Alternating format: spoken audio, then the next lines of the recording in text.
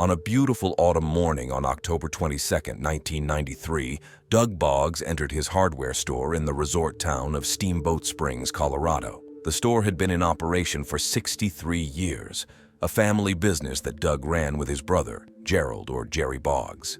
However, that morning, Gerry did not show up for work. This was entirely uncharacteristic of him. Gerry was a creature of habit and adhered to a strict daily routine. Doug became so worried that he went to his brother's home. The front door was locked, so Doug went around to the back door leading into the kitchen. As soon as he opened the door, he saw his brother. Gerry was lying on the floor with blood pooled around his head. It was a horrifying scene that shocked Doug to the core. He immediately called emergency services. The police officers who arrived at the scene based on the man's wounds speculated that he had been beaten with a heavy object and had also sustained 3 gunshot wounds. Now, the investigators had to determine how such a tragedy could happen to one of the most respected and beloved citizens of Steamboat Springs. 52-year-old Gerry Boggs had lived in Steamboat Springs for most of his life. He had only left the town for his studies at the University of Colorado and during his time in the Vietnam War. After returning from Vietnam, he resumed working in the family business, and now he and his brother managed the store together. Gerry handled the paperwork and supply orders while Doug interacted with the customers. Gerry was a fairly strong-willed person, but he was also kind, modest, and a loyal friend. By the age of 52, he had grown accustomed to his established bachelor lifestyle. However, everything changed one fine day when a charming 48-year-old woman walked into his store. She introduced herself as Jill Coit. Jill stood out from the other women in town, even from the tourists. She dressed stylishly and somewhat provocatively, but never vulgarly. She was sociable, cheerful, and spoke with a delightful southern accent. Jill mentioned that she had moved from Culver, Indiana, having bought a small hotel in Steamboat Springs. Since she was fixing up the hotel with her sons, she often appeared in Gerry's store for supplies. Soon, Gerry gathered the courage to make the first move. He asked her out on a date. From that moment on, their romantic relationship began. Just 7 months after meeting, Gerry and Jill got married. This was an unusually spontaneous decision for Gerry, but he had a reason. His beloved was expecting a baby. Gerry had a successful business, family, friends, money, and now his beloved wife was going to give him a child. Gerry was over the moon with happiness. He took the news with full responsibility. He remodeled the house for the baby, bought children's furniture, and read books on parenting. However, his happiness came to an abrupt end as secrets about his wife began to surface one after another. Months went by, yet there were no physical changes in Jill's appearance. By this time, her pregnancy should have been quite visible. Suddenly, Jill went to Texas, and when she returned, she claimed to have given birth to a baby girl named Laura. By then, Gerry's family and friends were not merely suspicious. They outright declared that it was some kind of scam and that he should stay away from her and get a divorce, especially since she forgot to inform him that she was already married at the time they got married. Gerry was devastated, confused as to why she would do this to him, but he knew for certain that the marriage needed to be annulled, as his nature abhorred living in an illegal union.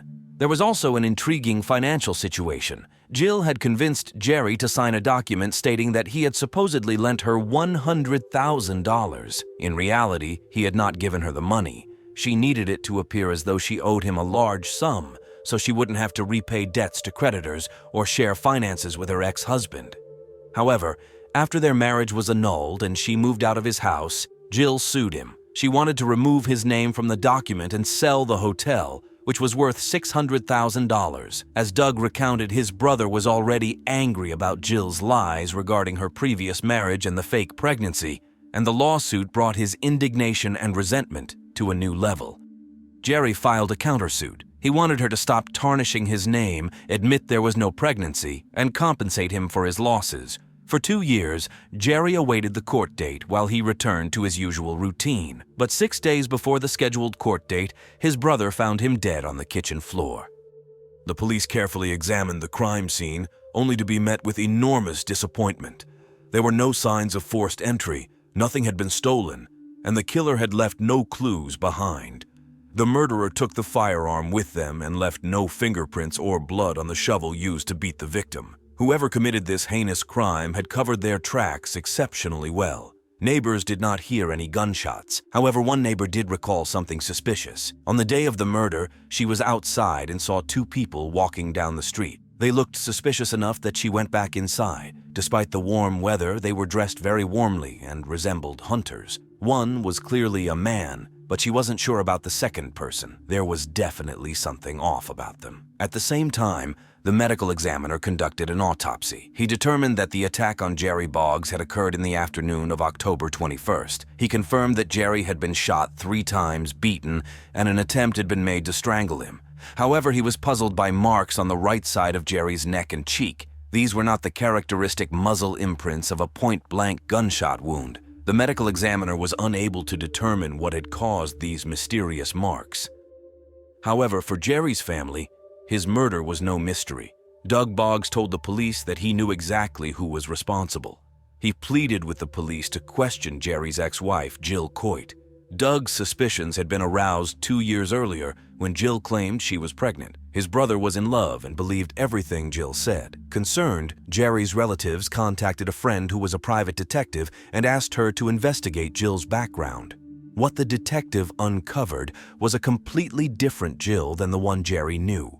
With each new detail, the detective was more and more astounded. She even had difficulty determining Jill's birth year because Jill Coit had 4 birth certificates, 3 social security numbers, and at least 15 different identities she had used over the past 25-30 years.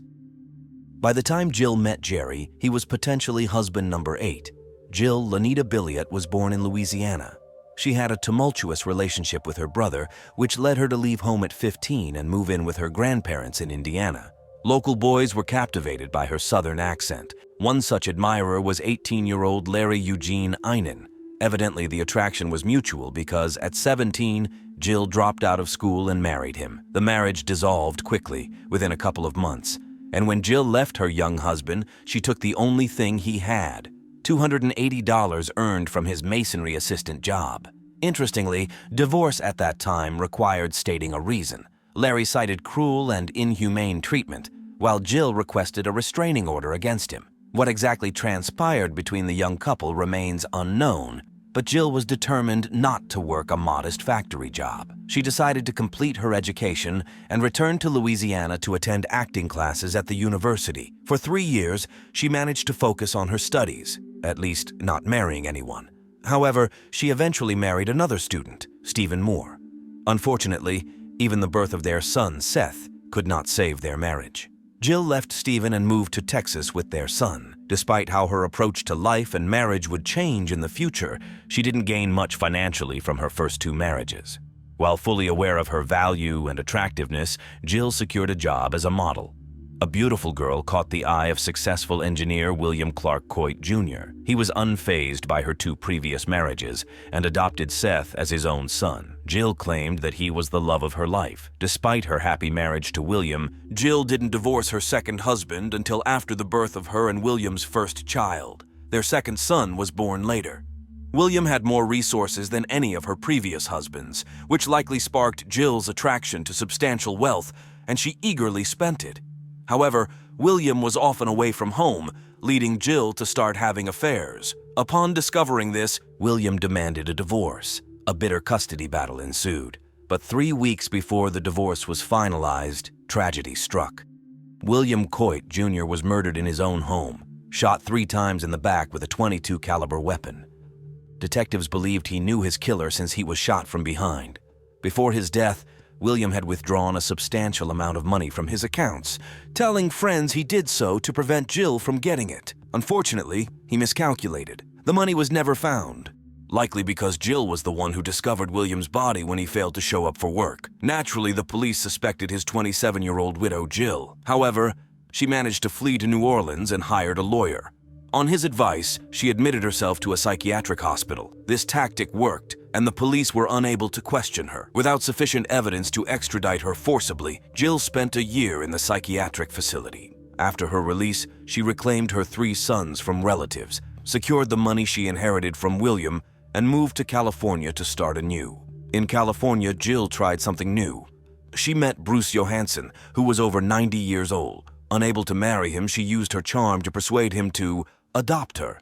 After the man passed away, likely from natural causes, she inherited all his assets, finances, and property. She had no time to mourn because she was preparing for marriage number 4 with Major Donald Brody of the Marine Corps. However, Jill unexpectedly found out that her husband could refuse her access to his funds. Their relationship quickly deteriorated, so she resorted to another way to extract money from him. After a lengthy separation, she delighted him with news of giving birth to a boy named Thaddeus John Brody. The Major didn't believe her. She then showed him a fake birth certificate and asked acquaintances to lend her their child temporarily to show him a son, allegedly theirs. But unable to sustain this, a month later she delivered the Major horrifying news.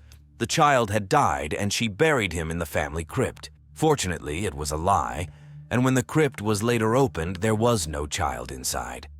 Realizing she could no longer gain anything from the Major, Jill divorced him and married a man named Louis A. DeRosa. He was a lawyer she hired after fleeing following the death of her third husband, William. He also assisted her in Bruce Johansson's adoption. Their relationship was tumultuous, with the couple divorcing and reconciling 2-3 times over many years. During one of their separations, Jill managed to marry husband number 6, Eldon Dwayne Metzger, an auction organizer. This marriage was very short and illegal because she divorced Louis DeRosa in Haiti, a divorce not recognized in the USA. Thus, she was still legally married to Louis when she moved to Indiana and met her 7th husband. 2 of her sons attended school in Indiana, where one of the boys' school director was Carl V. Steele. Jill lived with him for 7 years, which were some of the longest and most normal relationships in her life. Carl treated her and the boys well. He loved skiing and often took the family to Steamboat Springs, Colorado. They enjoyed their time there and dreamed of growing old together in that place. During one of their trips, the couple decided to invest in a business by purchasing a small hotel. Jill convinced Carl that she would handle everything herself because he was a teacher, and she felt more capable of managing finances. The plan was for Jill to move to Steamboat Springs, buy the hotel in both their names, renovate it with their sons, and start managing it. Carl would join her when school holidays began. However, Carl encountered a very unpleasant surprise when he arrived in town. Jill simply ousted him. She persuaded him to say goodbye to his money, convinced him to invest in her business, and he was no longer needed. She registered the hotel under her and her elder son Seth's name only. Carl was left without money and in debt. After less than 10 years together, Jill and Carl parted ways. They didn't finalize their divorce before Jill set her sights on husband number 8, Gerry Boggs, the owner of a store in Steamboat Springs. Investigators found too many coincidences between the 2 murder cases of Jill's ex-husbands, William and Gerry. Both men were killed with the same caliber weapon, which was never recovered. In both cases, there was no forced entry into the home. Jill knew the layout of the rooms in the house, knew when Gerry would return home from work, and it would not have been difficult for her to catch William at home in the evening while he watched TV. But the similarities didn't end there. Jill had a financial motive in both crimes. However, when investigators talked to Jill, it turned out she had alibis. In the same month she annulled her marriage to Gerry, she finally divorced Carl Steele, so she was not married to anyone at the time. Perhaps a new feeling for her. Instead, she was dating a telephone technician named Michael Backus. During her conversation with investigators, Jill stated that she and Michael were camping in Poudre Canyon, 240 kilometers away from the crime scene. To set up a tent in that location, they had to fill out a form and pay a fee. This meant that Jill could prove she was in Poudre Canyon if needed. Therefore, she was too far away by the evening of October 21st to have killed Gerry. Investigators decided they needed to pinpoint the exact time frame when the attack on Gerry occurred. A crucial piece of evidence was studying the contents of his stomach. Gerry Boggs was a creature of habit. He opened his store at the same time every day. Then at 11 a.m., he went to a restaurant for breakfast where he always ate the same meal: hash browns, eggs, and toast. Specialists used plant cells, which, unlike protein-based foods, pass through the digestive system unchanged. They determined that Gerry had consumed onions. However, the restaurant chef did not add onions to the hash browns, eggs, or toast. This indicated that Gerry had indeed eaten his meal, meaning he was killed closer to the evening of October 21st, when Jill had an alibi. Thus, Jill had a motive, but no opportunity to kill him. If Jill didn't kill him, who did? Perhaps the unidentified hunters who had frightened Gerry's neighbor. However, the police had no leads on how to find them. Then, on a hunch, one of the investigators visited the restaurant where Gerry had breakfast and stood in the kitchen, observing the chef at work. He noticed that although the chef didn't add onions to the hash browns, he used the same spatula to mix them as he did with onions. This contamination could explain why onion particles were found in Gerry's system. It indicated that he was killed 3 hours after breakfast, a time frame during which Jill didn't have an alibi. Furthermore, the police couldn't find the form she supposedly filled out for the Poudre Canyon visit. This meant she hadn't been camping with her boyfriend and they had both lied. Interestingly, while the police awaited the results from Gerry's stomach contents, Jill managed to get married again, possibly for the last time. When unpleasant rumors began circulating about her in Steamboat Springs, she left for Las Vegas, where she seduced Roy Carroll, a retired Navy officer. However, before the end of the year, she left him and reunited with Michael Backus. According to some sources, she married him. Although no marriage certificate was found, she used his surname in any case. Meanwhile, gathering only circumstantial evidence, the police managed to obtain a search warrant for the suspect's car. Inside, they found maps of Mexico, a couple of wigs, and a stun gun. The discovery of the stun gun prompted the police to exhume Gerry's body to conduct several tests. It turned out that the marks on the victim's face matched those from this weapon. Additionally, the wigs found in Jill's car matched the description of the appearance of the two hunters observed by Gerry's neighbor on the day of his murder. However, the police were unable to arrest the accomplices because they had disappeared. The case would have stalled if not for unexpected assistance from a surprising source: Jill's eldest son, Seth. He called the police and revealed that his mother had asked him to help cover up Gerry's murder and dispose of the body.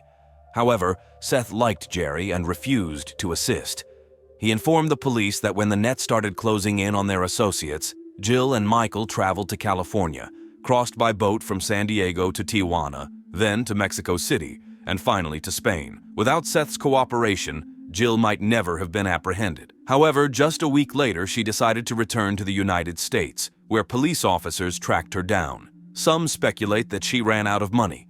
In any case, returning was an incredible risk, bringing her not only back to the country, but also to Steamboat Springs, where she drove around town in her own car, seemingly unfazed by the danger.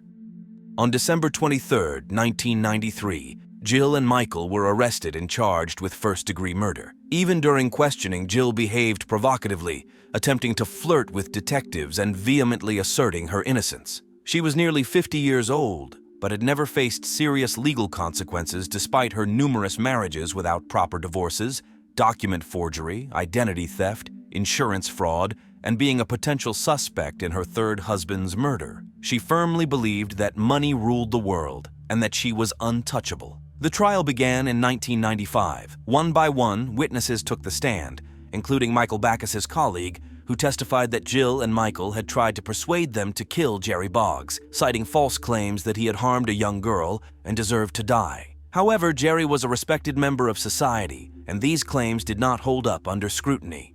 Furthermore, after her breakup with Gerry, Jill posed as a psychologist, ostensibly helping flood victims.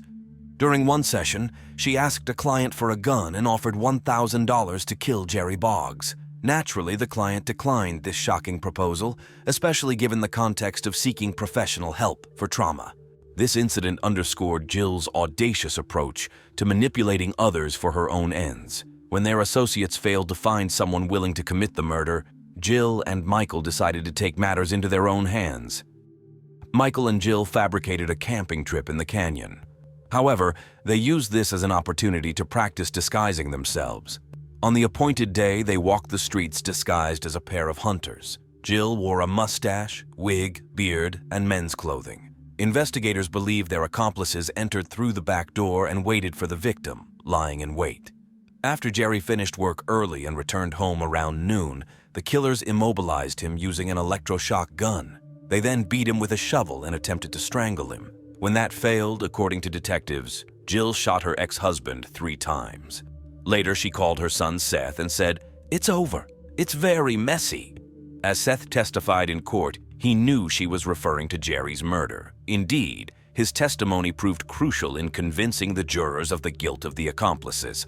It took them 5 hours to convict both of first-degree murder and conspiracy. Each received a life sentence plus an additional 48 years for conspiracy, along with a $1 million fine. Clearly, the fine was intended to prevent them from profiting from any movie or book deals about their story. But even this didn't stop Jill.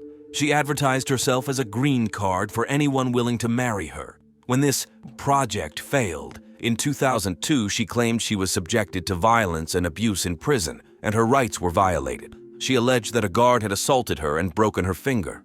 Additionally, she claimed she was denied special orthopedic devices for arthritis.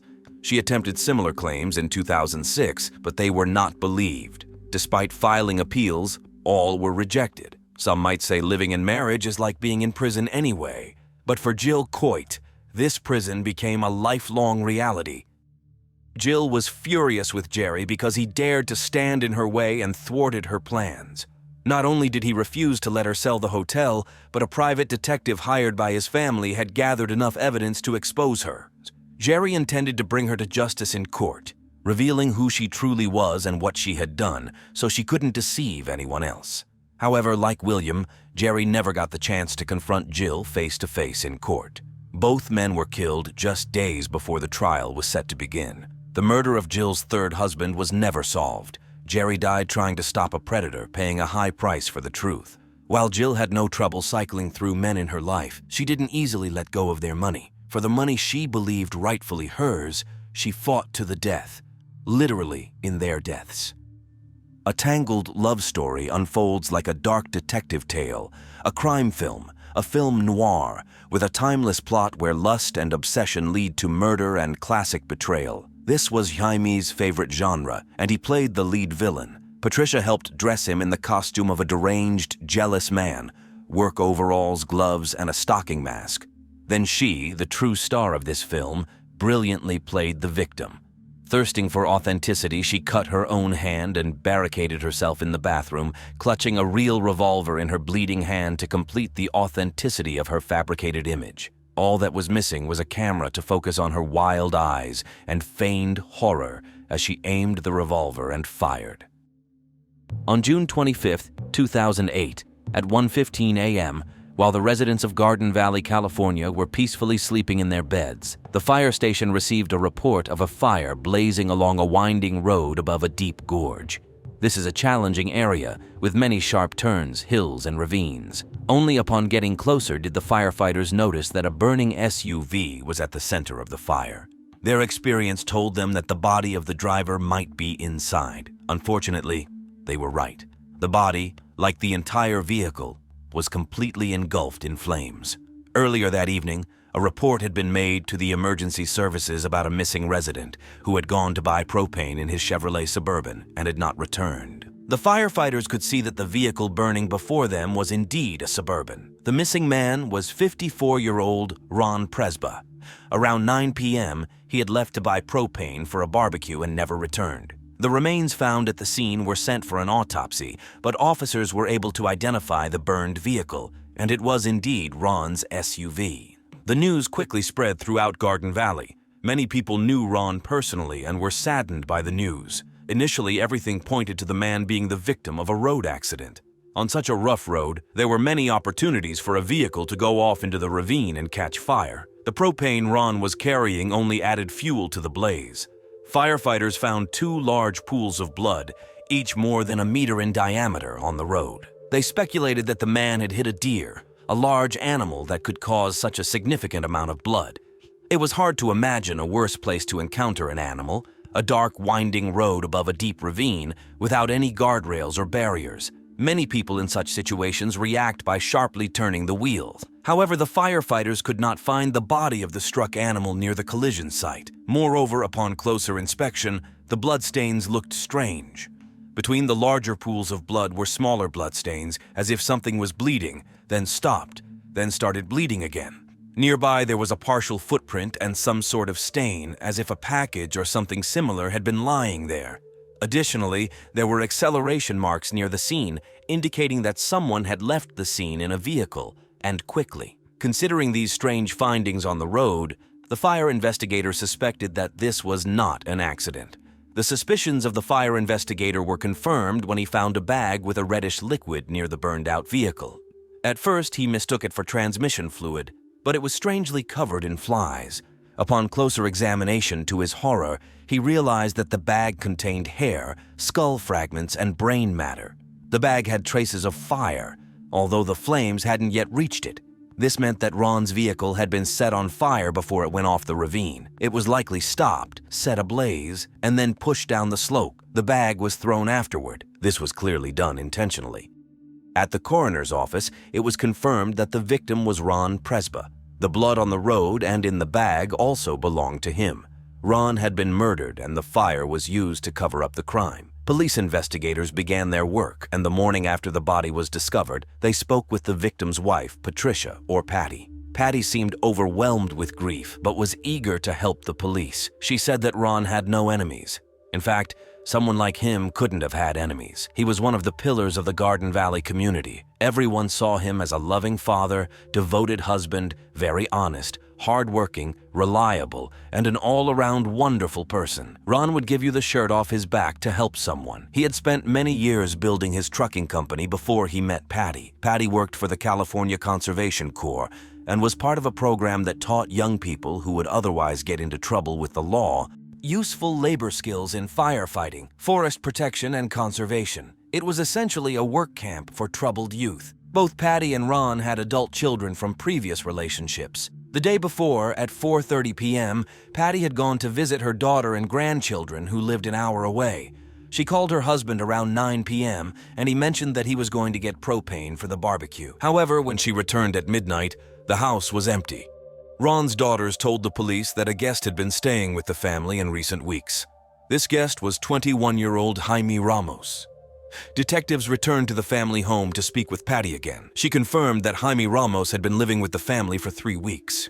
He was one of the troubled young people assisted by the California Conservation Corps, and Patty had been his mentor. Jaime Ramos had joined the program a year ago after being charged with assault. Patty and Ron decided to help the young man save money so he could visit his relatives in Texas. Patty described Jaime as a nice guy who had faced many challenges since childhood. His mother had taken her own life when he was just 2 years old. His father was in and out of his life, and after being passed around by various relatives, he eventually went to live with his grandmother, who became like a mother to him. Now Patty had taken on the role of his mentor and friend, and Jaime often sought her advice. She explained that Jaime was finishing his training program at the center, but needed a place to stay for the remaining month. Patty had asked Ron if Jaime could stay in their spare bedroom, and Ron, being a kind-hearted person, agreed.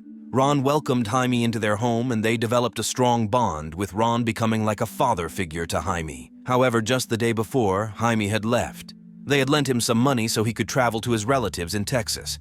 Jaime's sudden departure seemed suspicious, especially since Patty claimed she didn't know how to contact him. In other words, they had lent the young man money, but she had no way to reach him. Before the detectives could ask Patty further questions, something caught their eye. A few drops of blood by the fireplace caught the detectives' attention.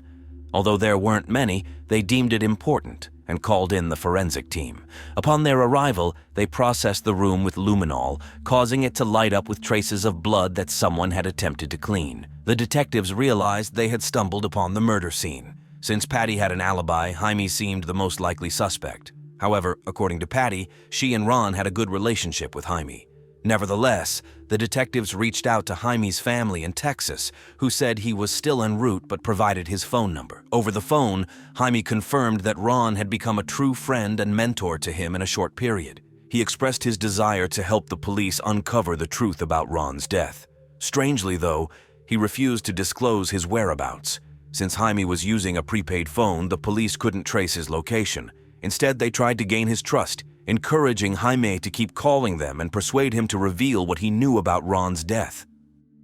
Meanwhile, Curtis Edwards reached out to them. Curtis was also a member of the program helping young people, just like Jaime. Moreover, Jaime was his roommate.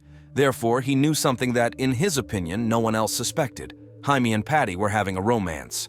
Curtis was shocked. All the young people in the organization loved Patty, calling her Mom, but Jaime clearly had feelings for her of a different nature. Despite being 21 years old, while she was 47, he was younger than her children. Nonetheless, Jaime asked Curtis not to tell anyone about it. As his friend, Curtis agreed, but now he felt obligated to inform the police.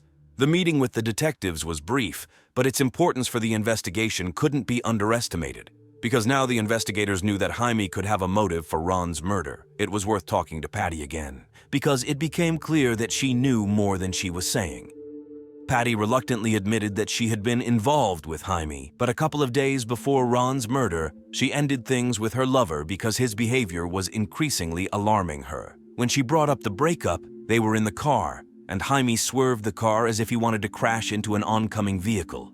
Fortunately, they avoided the accident, but Patty realized he was willing to do anything just to be with her. At some point, Ron realized that his wife was having an affair, but he reacted as a very understanding person. Ron and Patty agreed to buy Jaime a car so he could go to Texas and stop being part of their lives. Patty and Jaime went to a car dealership to choose a car. Patty told the detectives that they bought the car, packed his things into it, and sent him off to Texas. And this happened just before Ron's murder. Now, however, she was afraid that Jaime would come back to finish what he started, to kill her. However, after reviewing the surveillance camera footage at the dealership, detectives found out that the love affair hadn't ended because Patty and Jaime were holding hands and hugging each other affectionately. But before the investigators could summon the woman for a candid conversation, a new twist emerged in the case. Patty disappeared. A month to the day after Ron's murder, the detectives drove back to the same house. Again, they approached the front door, crossed the threshold once more. The feeling of déjà vu never left them, especially when they saw that the small house had become the scene of another bloody crime. Blood was everywhere, in the kitchen, the living room, the bathroom, even on the doorstep. Chairs were overturned, rugs were displaced as if something had been dragged across the floor. A bloodied kitchen knife lay on the TV stand. The air was thick with the smell of blood, and the bathroom door was broken with bullet holes in it. Everything seemed unreal, like a stage set. Amidst this gruesome scene, the detectives found a note made from cut-out magazine letters. They had never seen such notes before, except in movies. It stated that Patty had been kidnapped, exactly what Patty had feared Jaime would do. The police began their search for the woman and distributed her description to officers. The next day, July 25, 2008, hundreds of kilometers away from the Prespa family home in Salt Lake City, Utah, a patrol officer was checking the registration numbers of cars in a motel parking lot when he noticed a green Hyundai. A quick check revealed that the car was linked to a murder investigation.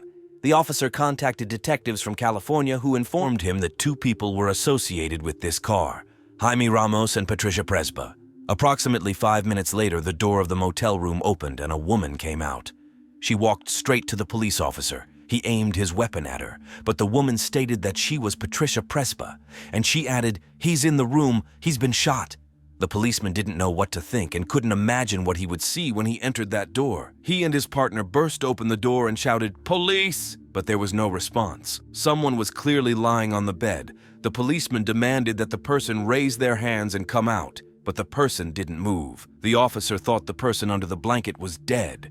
He grabbed the blanket and saw that there was a wounded person there. It was Jaime Ramos. He looked at the policeman and said, raising his hands, "Don't shoot. They've already shot me." Both Patricia and Jaime were taken into custody. While Jaime received medical attention, detectives questioned Patricia. Patty claimed that she also became a victim of Jaime. She recounted that she was sleeping in her bed when suddenly she was grabbed by a man wearing a mask made from a stocking, gloves, and a jumpsuit. She managed to break free, but he lunged at her again. They struggled, wreaking havoc around them. It was only when he dragged her into the kitchen that she realized it was Jaime, although she had never seen him like that before. He confessed to her that he had killed her husband, and she would be next. At one point, Jaime attempted to strike her with a large kitchen knife, slashing her hand as she tried to shield herself. However, she managed to reach the bedroom, grabbed a .44 Magnum revolver, and locked herself in the bathroom. Jaime smashed the door, and that's when she fired 3 times. Dropping the weapon, she ran outside, but even after she shot him 3 times with the Magnum, Jaime caught up with her and seized her. Now he had the gun, and he ordered her to get into his car. They stopped several times along the way, notably to refuel. Detectives puzzled over why she didn't escape from the wounded man while he was refueling the car. Patty replied that she was terrified. What happened next was known to the police. Here, the story could have ended, and Patty would have appeared a heroine if Jaime had died from the gunshot wounds. He was indeed close to death when they found him in the hotel, but he received timely medical attention and he was ready to talk to the police. When at the age of 21, Jaime was admitted to the California Department of Fish and Wildlife, where he was given a job, he felt like he had hit the jackpot. He quickly befriended other members of the organization, particularly his roommate Curtis, as well as his supervisor Patty. Initially, he regarded her as a friend and mentor, but soon their relationship became much closer. She didn't immediately confess to Jaime that she was married. Even more so, she didn't tell him how 6 years ago she had to work hard to make Ron fall in love with her when her third husband left her. But she told him that she was living in an unhappy marriage. Jaime's heartstrings were deeply touched by Patty's confessions.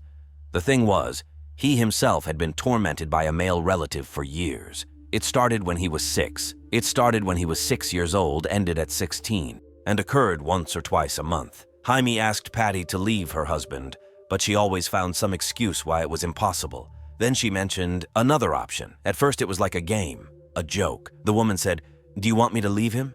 What if something unfortunate happens to him? Which we arrange?" Jaime asked incredulously. "What else?" Patty initiated conversations about how Ron liked to work around the house and might fall from a ladder onto something sharp or get hit by a car. It seemed like a joke until she showed her lover an envelope with insurance. And then he realized that everything they talked about was serious. She convinced him that after receiving the money, they could start over. Jaime would go to college first and they would live together. She took out insurance on her husband and was supposed to receive $150,000 in case of his death. But if his death occurred as a result of an accident, the wife would receive $300,000. This is called double insurance. Double Insurance is also the name of a true classic of cinema, a film in which a woman seduces a man and persuades him to kill her husband, and then the seductress shoots the naive lover. Jaime hadn't watched that movie, but Patty clearly understood its essence. Or Oscar Wilde was right, and life ultimately does imitate art.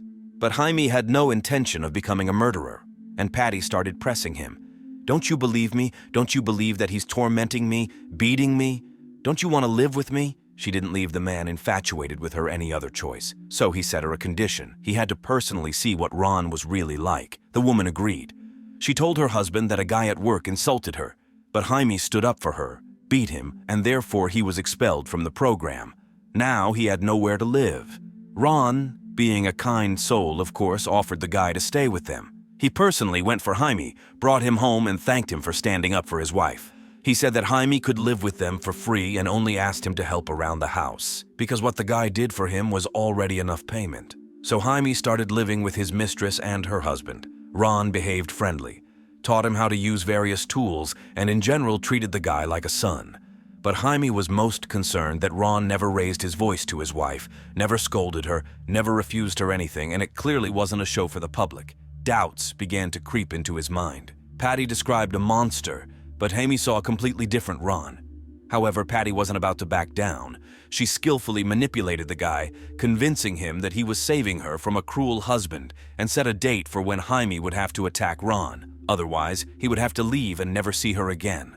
The thought of this was unbearable for Jaime. Tuesday, June 24th came, one of the longest days of the year. That evening, Ron sat calmly in his armchair by the fireplace watching TV. Patty had indeed gone to her daughters, but she kept calling her lover, asking if he had finished with her husband yet and why he was taking so long. She insisted that it would be easier to cover up the evidence if it happened outside, so Jaime told Ron that he heard some noise in the pen with his pigs. Ron, of course, believed him and went to check, but Jaime couldn't bring himself to attack the man. When Ron returned home, he sat back in his favorite armchair.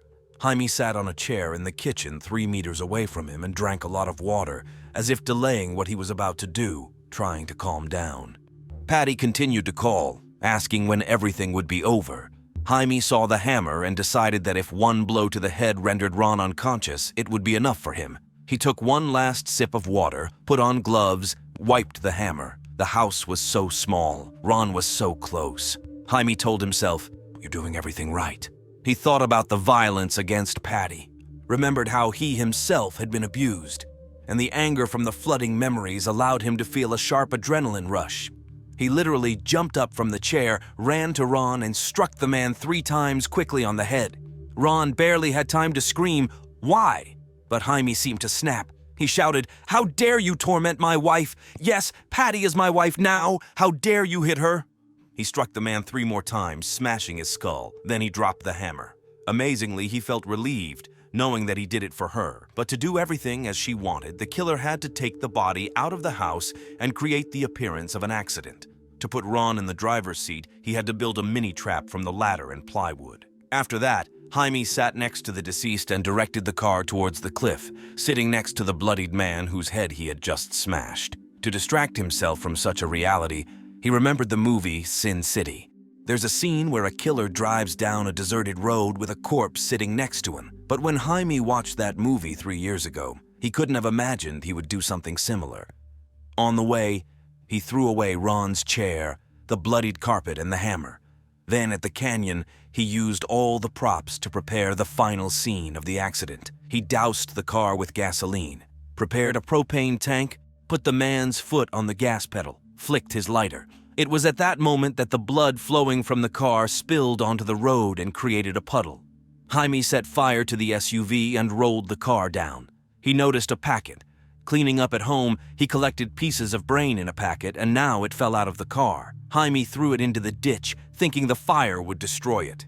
Then he ran to his car, waiting for him at the cliff, and wanted to drive to Texas, but he couldn't. He had to see her. When he entered the house, Patty was washing her husband's blood in the living room. And right where Ron had been killed a few hours earlier, Patty's 3-year-old granddaughter sat watching cartoons on TV. Patty flew into a rage when she saw him. Jaime asked to hug him goodbye. Patty reluctantly complied, and he finally left. On the way, alone with his thoughts, he began to realize what he had done. He felt very ashamed and sick. Jaime was supposed to go to Texas to be with his relatives, but when the police didn't believe in the accident and began investigating the murder, Patty became nervous. She ordered him to go somewhere they wouldn't find him. Her anxiety multiplied when a month later, Jaime told her he was returning to California. The investigators had traced him back to his grandmother, the woman who raised him and whom he obeyed unquestioningly. She told her grandson that he shouldn't behave as if he were guilty of something and returned to California to talk to the police.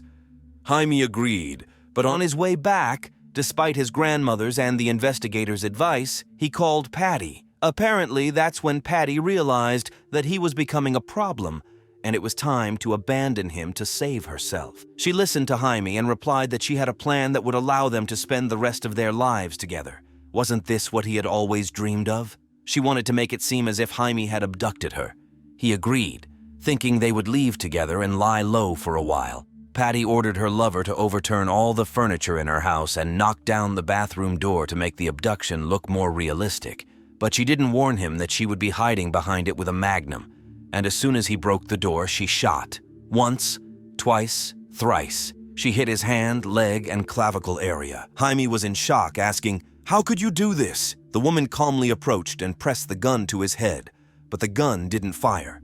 While Jaime lay on the floor in blood, she went to another room, tried to fix the gun, but changed her mind and left.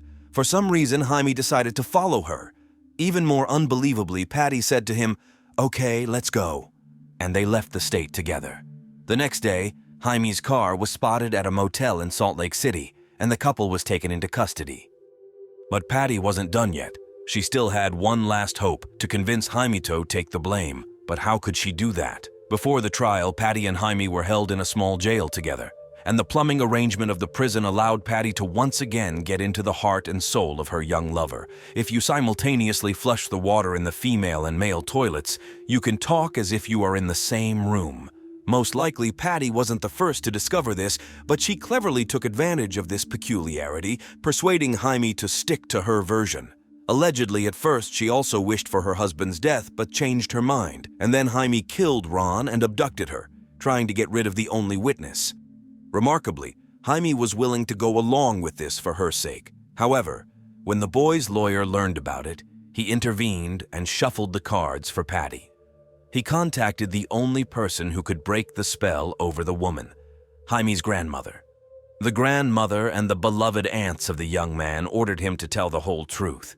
In the interrogation room, the investigators witnessed the power Patty had over Jaime. Despite her confession and everything she had done, Jaime begged for the opportunity to see her.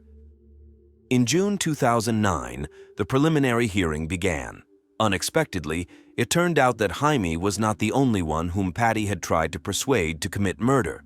Her friend took the witness stand and told that Patty had asked her if she knew anyone who could go for this crime. But even stranger was that she once wanted to kill her ex-husband and then asked the ex-husband if he would kill Ron. On June 29, 2009, Jaime pleaded guilty to first-degree murder and agreed to testify against Patty. But he did not get such an opportunity.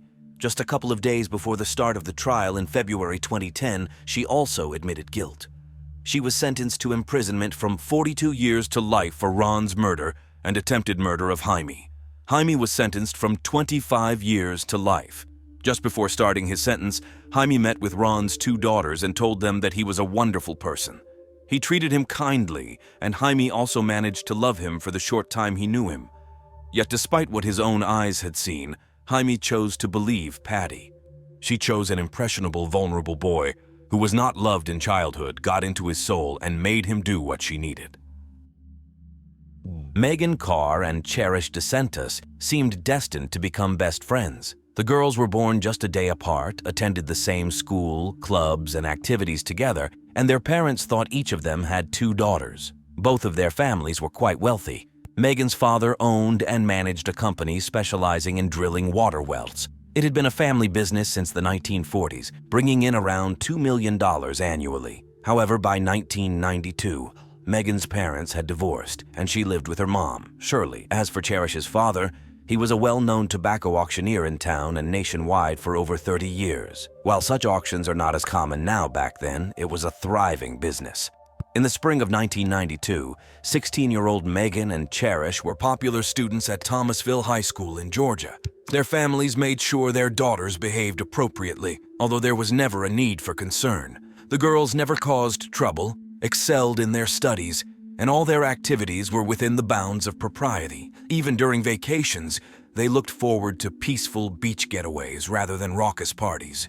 Thursday, March 26, 1992, marked the last day before spring break. After that, students could forget about school until April 6th. Megan and Cherish were eager to squeeze in some beach time. Not in Thomasville, of course, but in Florida, less than 60 kilometers away. For Thomasville students, crossing the border to visit the beaches of Tallahassee was a common practice. It took about 2 hours and the trip was quite enjoyable. The young women preferred a single beach that wasn't overrun by tourists. It was called Bold Point, a picturesque 13-kilometer shoreline, popular for birdwatching, wildlife, and yes, alligators, hence its name. Overall, it was a wonderful spot to relax under the sun and take a swim. That was Megan and Cherish's plan. Therefore, at 10 o'clock on Friday morning, the girls packed their swimsuits, towels, and, hopping into Megan's new Honda, headed for Florida, planning to spend the entire day at the beach. They intended to return home that same evening. Some of their friends were supposed to join them, but at the last moment, some had second thoughts or urgent matters came up. The girls arrived at Alligator Point Beach around noon. Megan parked the car, they grabbed their towels, changed into their bikinis, and turned on the rock station on the boombox.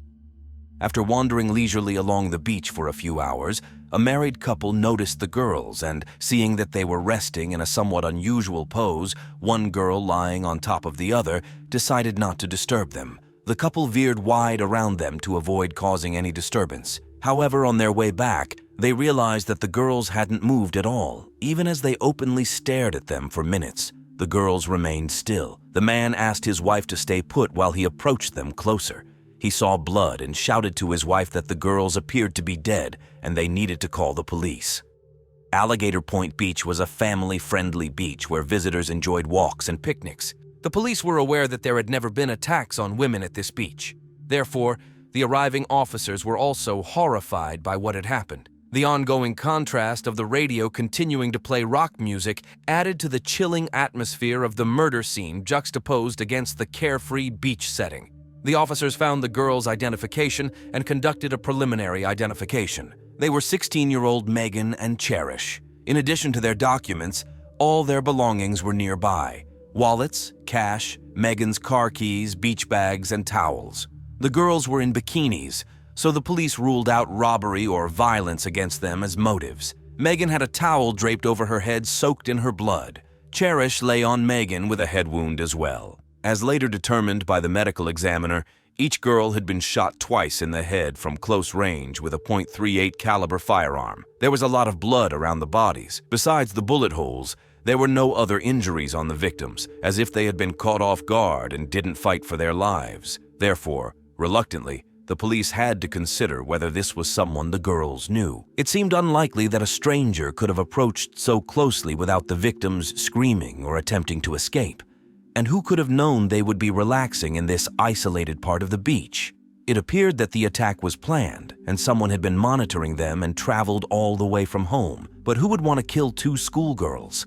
The police began interviewing possible witnesses among local residents and regular beachgoers because although it was a remote part of the beach, families were nearby and cars were parked in the lot. They should have heard gunshots or the victims' cries. One regular beachgoer indeed heard sounds around 12:30 that he mistook for fireworks. Now, of course, it was evident he had heard 4 gunshots. Shortly afterward, a car passed by him that he hadn't seen there before. It was a long blue car resembling a Chevrolet Nova or something similar. Officers also went to the parking lot where Megan's car was parked and noticed something strange.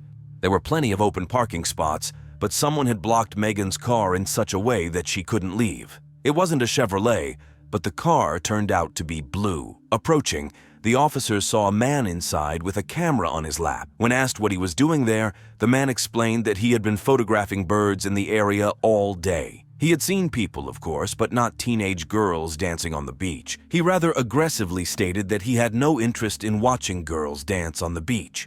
Curiously, who mentioned anything about dancing on the beach? The man was taken in for questioning and a weapon was found in his trunk. The police were already rubbing their hands, thinking they had quickly solved the case. During questioning, the man admitted he had seen the girls but denied any involvement in the murders, claiming they were alive when he passed by them on the beach. He even underwent a polygraph test. The gun found in his trunk turned out to be a completely different caliber than the murder weapon, so the suspect was released. The bartender from the establishment near the beach where the girls died recalled a strange incident that occurred on the day of the murders involving an unusual visitor. He entered as soon as the establishment opened, ordered a Bloody Mary cocktail, but the bartender wasn't quite ready for service due to a delay, so she told the man the drink would be on the house. However, he insisted on paying. This alone wouldn't have been odd, except for his words. "You'd better take this money because it's the first and last time I'll come in here." Whether he meant to offend her or not, he stayed in the bar for 40 minutes and left shortly before the presumed time of Megan and Cherish's murders. Meanwhile, it was getting dark, approaching dinner time, when Megan and Cherish were expected home, but they hadn't returned. Megan's mother called Cherish's parents to see if her daughter was with them, but they hadn't seen her either. The woman was a bit worried, but she knew the girls were responsible and assumed they were just running a bit late. Unfortunately, that was not the case. The Florida police notified their colleagues in Thomasville about what had happened and asked them to inform the families of the victims. How can anyone prepare someone for the news that their loved one will never come home again? It was a tragedy for both families. They felt as though they had lost 2 daughters. Although the officers tried to be as tactful as possible, they needed to ask several questions. The girls' relatives explained that they spent almost all their time together, either at Megan's house or Cherish's. The only other person they spent a lot of time with was Alex, Cherish's boyfriend. The families insisted that Alex had nothing to do with the murders, but everyone was considered a suspect until ruled out by the police. Moreover, they were troubled by how the killer got so close to the girls. This meant they didn't see him as a threat. Therefore, suspicion fell on Alex next. But he seemed genuinely grieving, just like everyone else, unable to believe they were gone. The police were convinced that Alex must have known where the girls would be hanging out. He replied that he could have found out if he wanted to, but they never discussed it. Additionally, when Megan and Cherish went to the beach, he was at work in the factory. His colleagues indeed confirmed the young man's alibi, so the police left Alex alone and allowed him to mourn the loss of his girlfriend and her friend. The police had no solid leads and disclosed almost nothing to the public. Therefore, all sorts of wild rumors circulated about the motive for the murders. Some speculated that the girls were random victims of drug smuggling, with smugglers landing on the beach and killing unwanted witnesses. However, there was no evidence of any boat landing on the beach. Others recalled that the beach used to be a nudist beach and suggested the girls might have been targeted for occasionally sunbathing topless there. But Megan and Cherish were in bikinis, so this theory didn't make sense. The most plausible theory was that someone was upset about Cherish's father's tobacco business, perhaps due to a failed deal, and took out their anger on his daughter. However, the police couldn't find any evidence to support this theory. Time passed, and the police couldn't make progress. There was neither a motive nor evidence to find the culprit. Even experienced police officers didn't know what to do. Meanwhile, societal pressure was mounting. The only lead that demanded substantial police resources was the blue Chevrolet Nova. Police spoke with all owners of similar blue cars in the state of Florida. In Georgia, they couldn't do this because in 1992, the state lacked a database of car colors. Officers went door to door, interviewing car owners. Several times they felt they were onto something, such as when they discovered that an owner of a similar model lived across the street from one of the girls, or when they found a former convict acting suspiciously at the crime scene. But all these promising leads didn't amount to anything. Suddenly, a woman called the sheriff's office in Tallahassee. She claimed to know who shot the girls because she was on the beach when it happened. This call was a godsend for the police, giving them renewed hope that the case would be solved. She said the man's name was Sam Haynes, and he lived near the beach. However, when asked to identify herself, she hung up. She had called from a payphone, so tracing her location was impossible. Although the police desperately wanted to find her, as she confessed to being involved in the crime, they couldn't locate her. It turned out that despite Sam living near the beach, he was actually working at a construction site in Atlanta, Georgia, 6 hours away from the crime scene. Investigators suspected Sam might have followed the girls when they drove that day. Upon learning he was being sought, Sam contacted the police himself. He claimed he was at work in Atlanta on March 27th and insisted someone was lying about him. Sam suspected it was Linda, his ex-wife's sister. As it turned out, Sam was not mistaken. Linda accused her former brother-in-law of the high-profile murder of the two girls as revenge for mistreatment of her sister. It's remarkable she took this step, considering she could have been arrested herself. In any case, detectives spent a lot of time in vain. If it weren't for the next crucial event, they wouldn't have solved the case no matter how hard they worked. On Friday, May 15th at 10 a.m., the sheriff's office received another call. It was a resident of Tallahassee claiming to know who killed Megan and Cherish. The killer was her ex-boyfriend, Robert Neil Rodriguez. This sounded familiar to the investigators, who had lost hope of it being anything other than another scorned ex. So they asked her why she thought he had killed someone. But the woman said he confessed himself. Robert had called her the previous evening and told her everything, convincing her he was serious. He begged her to wait until the next morning to call the police. She kept her promise. One detective thought the man's name sounded vaguely familiar and reviewed the list of people involved in the case. Robert's name was indeed on it because he owned a blue car, though not a Chevrolet Nova, but a 1979 Plymouth Volare, a model very similar to the Chevrolet. The caller couldn't provide any more information, particularly about Robert's current location, but she knew he planned to leave town and was armed. She added that he had previously lived with his mother in Tallahassee, about an hour's drive from Alligator Point Beach. Robert's neighbors confirmed he had moved out of the apartment on May 2nd or 3rd. During the search of his apartment, books on death and other items suggesting a specific, possibly depressed state of mind were found, but no weapon. The police stations around the country were informed of the new suspect's description. Meanwhile, the investigators tried to recall what Robert had told them that caused them to strike his name from the suspect list. But as they began to delve into his past, they were horrified to realize that he was a former police officer from Portland, Oregon. He served in the police force for 2 years, from 1975 to 1977. The officers were shocked because the murderer who committed such a terrible crime could have been one of them. When they approached him about his blue car, he immediately claimed to be a former police officer himself and offered to undergo a polygraph test. But the police stated that it was just a routine check and left him alone. As it turned out, they were wrong. Incredibly, just 8 hours after the woman's call at 6 p.m., the police phone rang again. This time, it was a man introducing himself as Robert Neil Rodriguez. Being a former police officer, he immediately provided his driver's license number to prove it was really him. Then Robert convinced the officer that he was the one who committed the murder. He simply confessed. Robert provided the police with information known only to the killer. For example, the fact that Megan had a towel on her face. He even said he was calling from a payphone on the road in New Mexico, heading to the Grand Canyon National Park, driving his Plymouth. Robert's voice sounded so detached and subdued that detectives feared he might do something foolish. Detectives asked him to surrender to help him, but Robert said it was too late for him and he wouldn't go to prison. He feared that as a former police officer, he would have a hard time in prison. Detectives hurried to find the man, but were also afraid to show his photo in the news.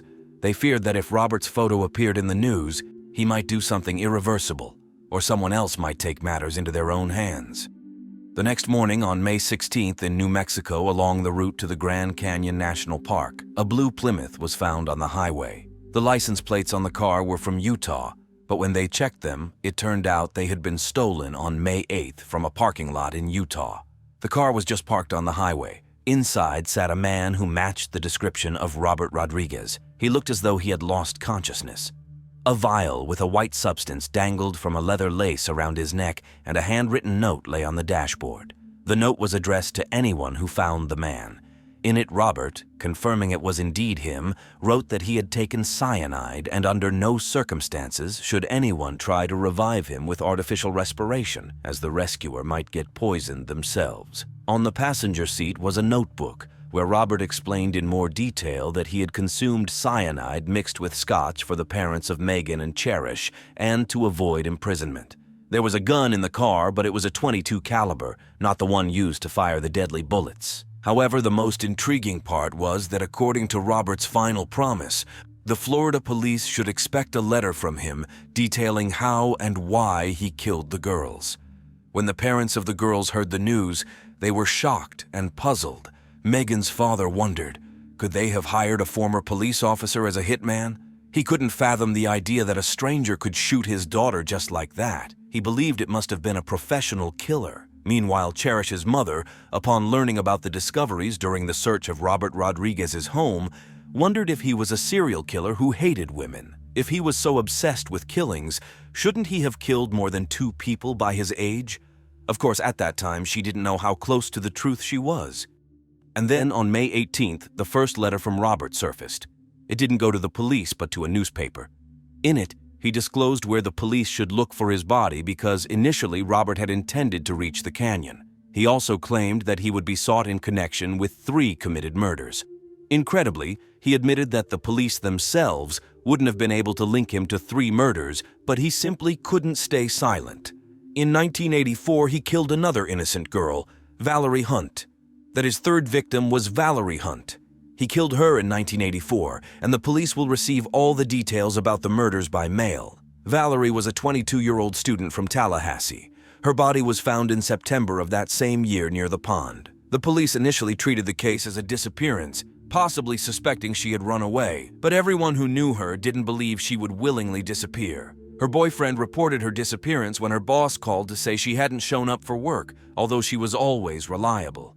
Like Megan and Cherish, Valerie went to the pond to swim and sunbathe. She frequented the area often, was a strong swimmer, and it was incredible that she drowned. The cause of her death was undetermined because her body was heavily decomposed. Now, finally, it became clear that she was Robert Rodriguez's first victim. On the 19th, finally, a letter arrived at the police, after which Robert's messages were received by the families of all his victims, his friends, and former girlfriends with whom he had good relationships. The police didn't disclose the details of the message until they had verified every word from the man. They asked the families of the girls to do the same, but Megan's father decided differently. He saw both letters, Megan and Cherish's families, and said they were practically identical, with no hint of an apology in either. Robert revealed the details of how he committed the crime, although Megan's father would have preferred him not to. On March 27th, around noon, Robert entered a cafe near Alligator Point Beach. It was he who ordered a Bloody Mary cocktail and insisted on paying for it. The bartender confirmed this when she saw his picture. He left the establishment around 1 p.m. and headed to the beach. Witnesses who found the bodies passed Megan and Cherish at 1:45, and they were already dead. That is, after leaving the bar, he immediately went to the beach where he saw the girls and killed them. He was haunted by a fantasy in which he raped, beat, and killed a girl. These thoughts had plagued him for a long time, and he couldn't find an explanation or justification for this obsession. And though he dreamed of violence, he assured the police and the girls' families that he hadn't done anything like that to Valerie, Megan, or Cherish. After killing Valerie, he told himself he could live a normal life and that if he did it again, he would kill himself. And then, when he came across Megan and Cherish, he couldn't hold back. They did nothing to provoke him. He had never met them before but chose them because they were young, attractive, and vacationing in a remote area. It was all over in seconds. He shot Megan first. Cherish began to scream and back away. Then he shot her. Megan had a towel in her hand and it fell over her head when he shot. Then he shot each one more time to make sure they were dead before fleeing. All the letters were written matter-of-factly, and there was practically no emotion in them. It must have been very difficult to read them. Megan's mom again raised the question that worried everyone. How could he harbor this passion for murder for 8 long years before killing again? Megan's father speculated that Robert became engrossed in religion, then lost faith again, and therefore killed again. But investigators noticed another interesting pattern. He divorced shortly before Valerie's murder in 1984, and he had just broken up with his girlfriend before Megan and Cherish's murders. One of his church friends said he sometimes got angry about relationships. Maybe that's how he vented his anger. And his mother died on Easter morning in 1992, and since he no longer had any truly close people, he decided to confess everything. The pastor of his church said Robert was struggling internally. His loving and caring nature fought against the evil inside him. He stuttered about suicide at least twice, and he was taking medication previously used to treat depression, but its effect was linked to aggressive behavior and thoughts of harming himself. When people gathered for service on Sunday, May 17th, and didn't see Robert, they couldn't believe what they had learned about him. They called him Bob, sincerely loved him, helped others, and he wasn't the person they read about in the news. One woman said it was so much like him, warning that he had taken cyanide. Another admitted she wouldn't be able to read news about criminals and judge them as before because she knew one personally. She will think about the people who loved this man, because they exist, and she is one of them. It's clear that Robert didn't understand the reason behind his obsession and didn't want to harm innocent strangers. It's unfortunate that he couldn't overcome his inner demons and stop himself before taking the lives of 3 innocent individuals, Valerie Hunt, Megan Carr, and Cherish DeSantis, and breaking the hearts of both their loved ones and his own. Toledo, Ohio, January 27, 1992. At midnight, a call came in to the local taxi company reporting that 3 unidentified individuals had attacked a taxi driver in the parking lot of the University of Toledo student housing.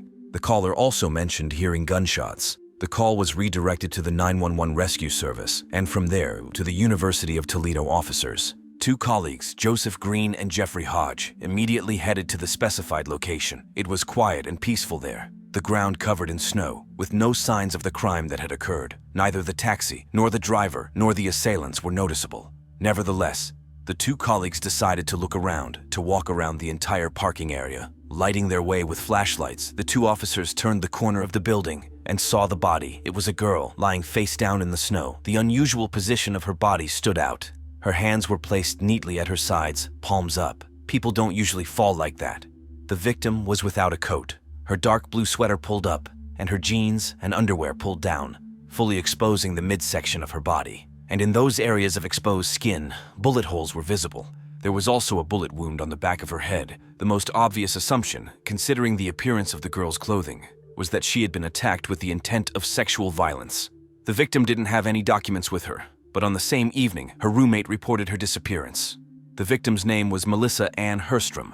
Melissa was a 19-year-old student at the University of Toledo, studying to become a nurse. Melissa stood out among other students. She was very beautiful, cheerful, with dark wavy hair and distinctive bright lipstick that emphasized her vivacity and zest for life. Melissa had no enemies, especially not ones who would wish her harm. She wanted to have children and believed she would be a wonderful mother. No one doubted this, knowing what a sincere and kind person she was. She had so much to offer to the world, but she was prevented from doing so in the most callous way. Meanwhile, detectives from the Toledo City Homicide Department were investigating the crime scene. Shell casings were scattered everywhere, and some bullets had passed through the victim's body and into the frozen ground, so the detectives decided to dig them up along with the soil. Interestingly, one of the casings appeared as if it had been split in half by something. Additionally, not far from the crime scene, officers found a set of keys in a trash bin, and notably, among them were keys to a Ford Taurus. Police discovered the Ford approximately a kilometer from the girl's murder site, in a parking lot. What was intriguing was that the crime scene, the trash bin where the keys were found, and the parking lot were 3 different points on the campus map, and the detectives had to connect these points into a cohesive whole. The coroner took Melissa's body to conduct an autopsy. The examination revealed that Melissa had been shot 14 times at close range with a 9mm handgun. She was shot in the back of the head, causing her to fall to the ground, with her hands likely tied behind her back. Then, the killer fired another 13 bullets, shooting her in the back and descending to her legs. It was an incredibly brutal murder, as such a number of bullets was completely excessive. The pathologist ruled out the possibility of sexual assault. There was not the slightest sign of violence. However, she was partially undressed. This means the killer either aimed to humiliate her or wanted to see the damage caused by bullets hitting her exposed body. There was no alcohol or drugs in her system. She was completely sober.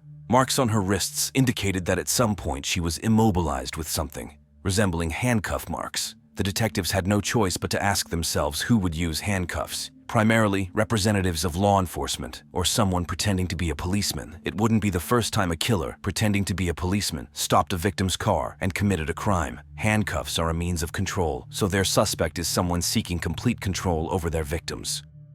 The news of the murder of the student quickly spread throughout the university campus. The situation was exacerbated by the fact that shortly before the murder, an unknown individual began terrorizing one of the female dormitories. Someone opened fire in the building, firing 9 shots, which were later removed from the walls. Considering that these incidents occurred practically one after another, everyone assumed that they were connected, because such things had never happened before at the University of Toledo. Indeed, it was the first murder on campus in decades, and the students were horrified.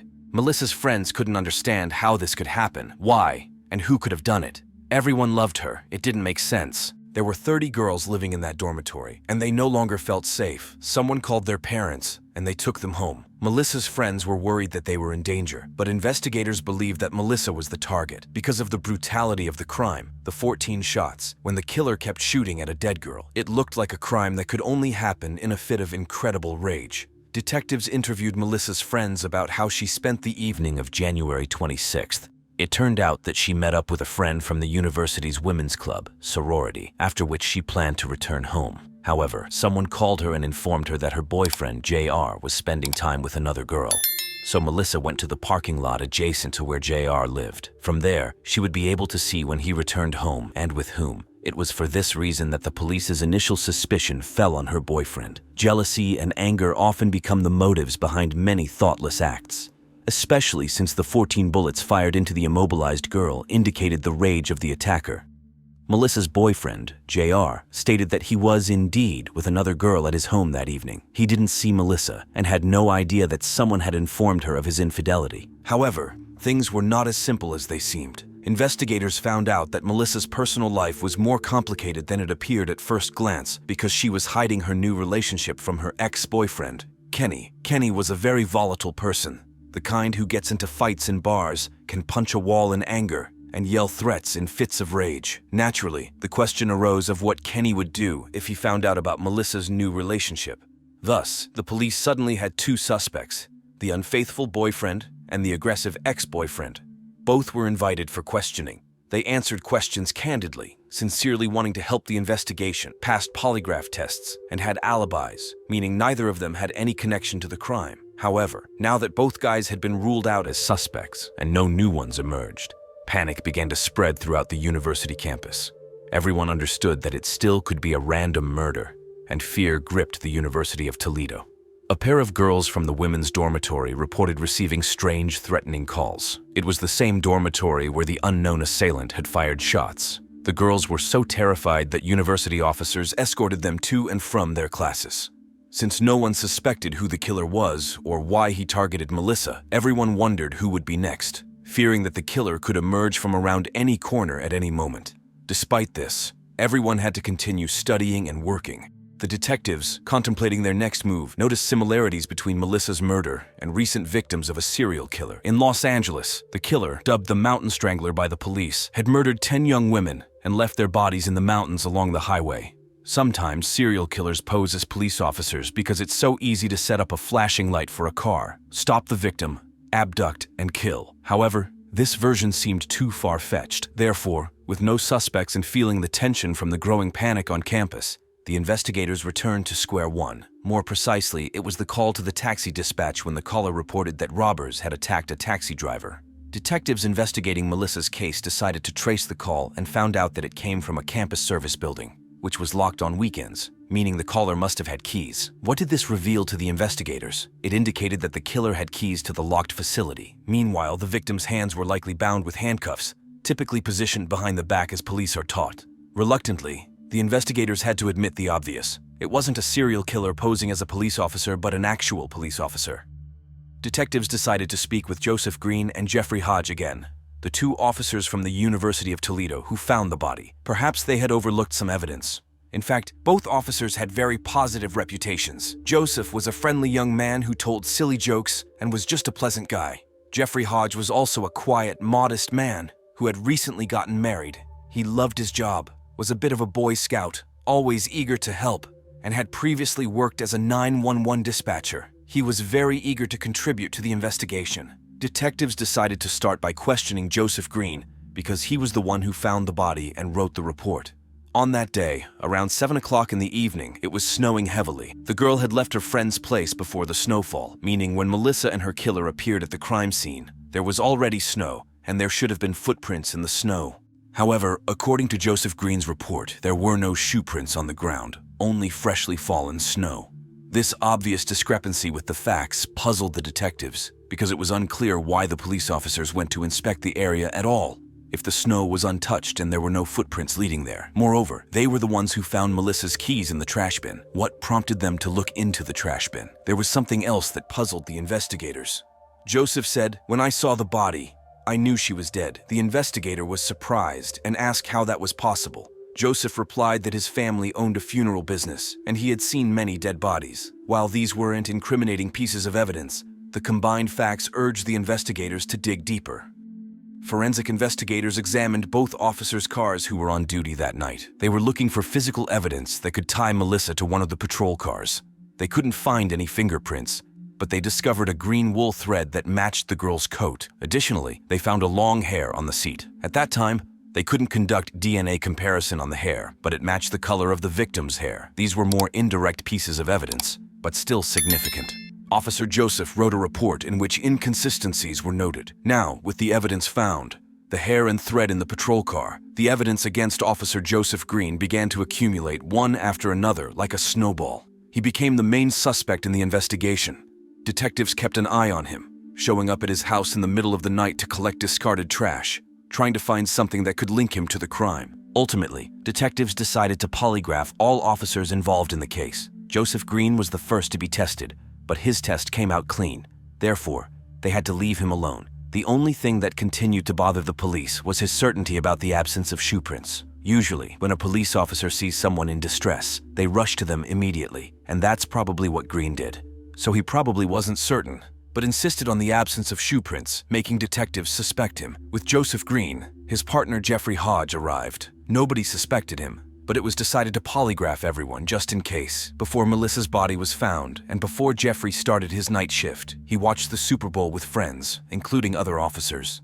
Jeffrey, for some reason, seemed nervous, asking about ballistics, how long a body can remain under certain conditions before decomposition, what it's like to see a body, essentially asking quite strange questions. He also turned on the homeowner's radio on the police frequency. Of course, friends asked him what he was doing, to which he replied that he just wants to know what's going on before going to work. Now, at the station, waiting for the results of his partner's check, he opened up to one of the detectives and mentioned how funny it was to watch the girls from the women's dormitory running out into the street in light, translucent clothing when the fire alarm went off.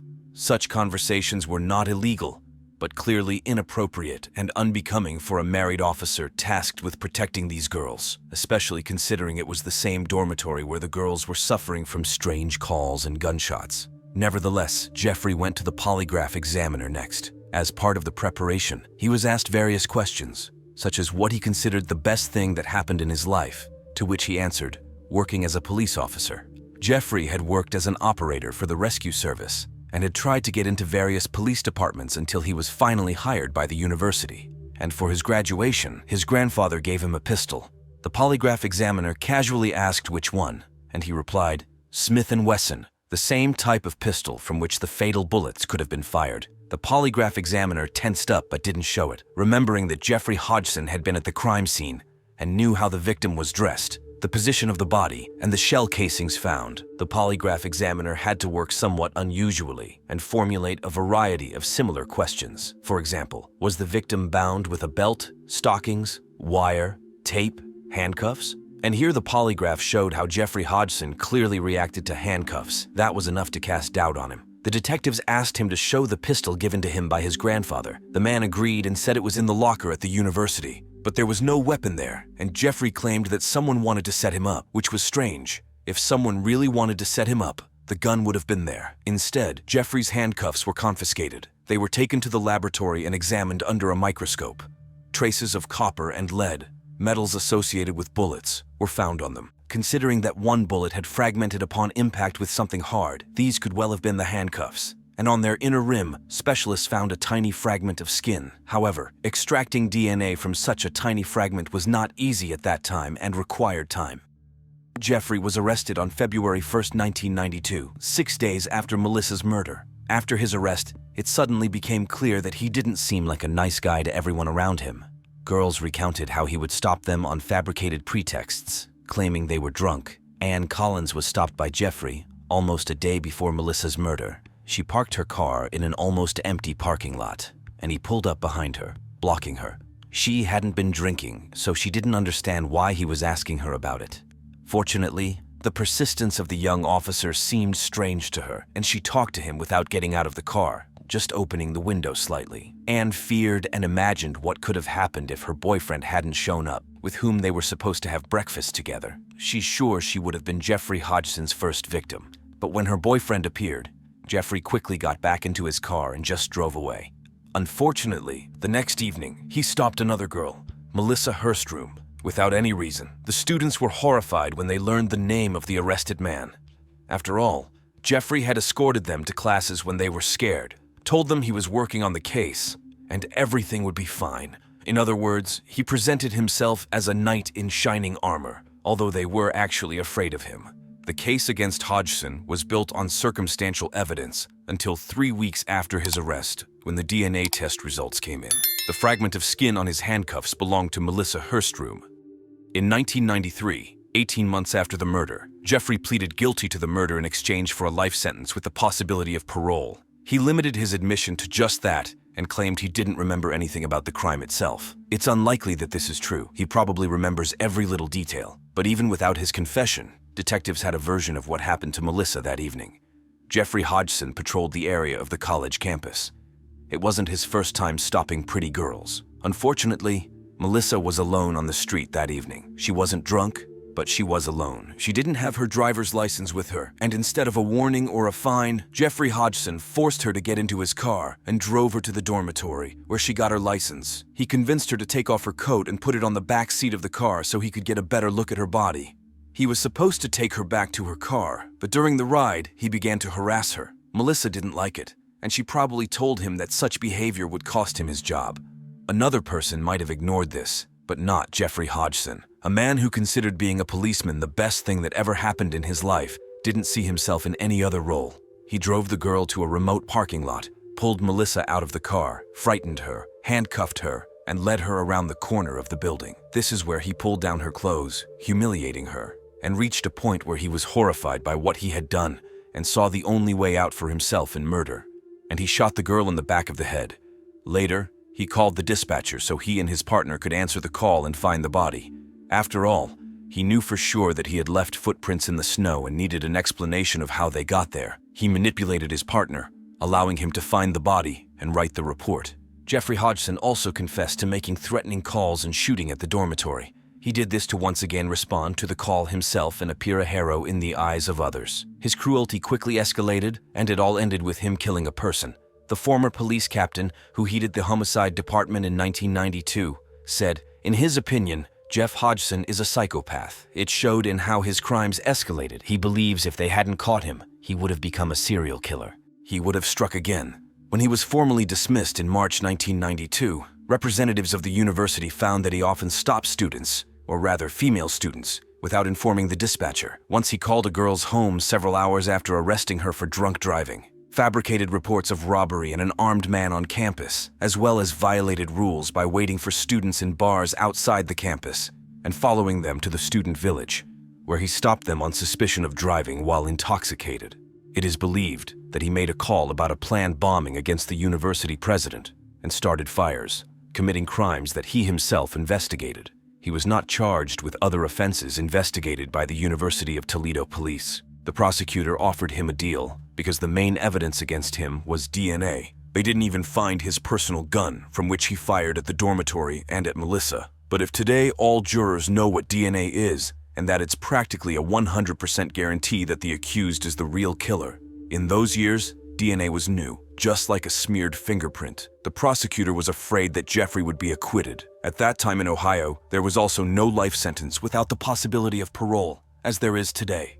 Therefore, he was sentenced to a term of 33 years to life, but considering the time he had already served in prison and his exemplary behavior, his first parole hearing was held on September 21, 2021. Melissa's family, her friends, and other people associated with the case, including Anna Collin, wrote letters to the parole board objecting to his release. About 400 letters were sent in total. When Jeffrey killed Melissa, he was only 22 years old. He was still relatively young and could commit more crimes if released.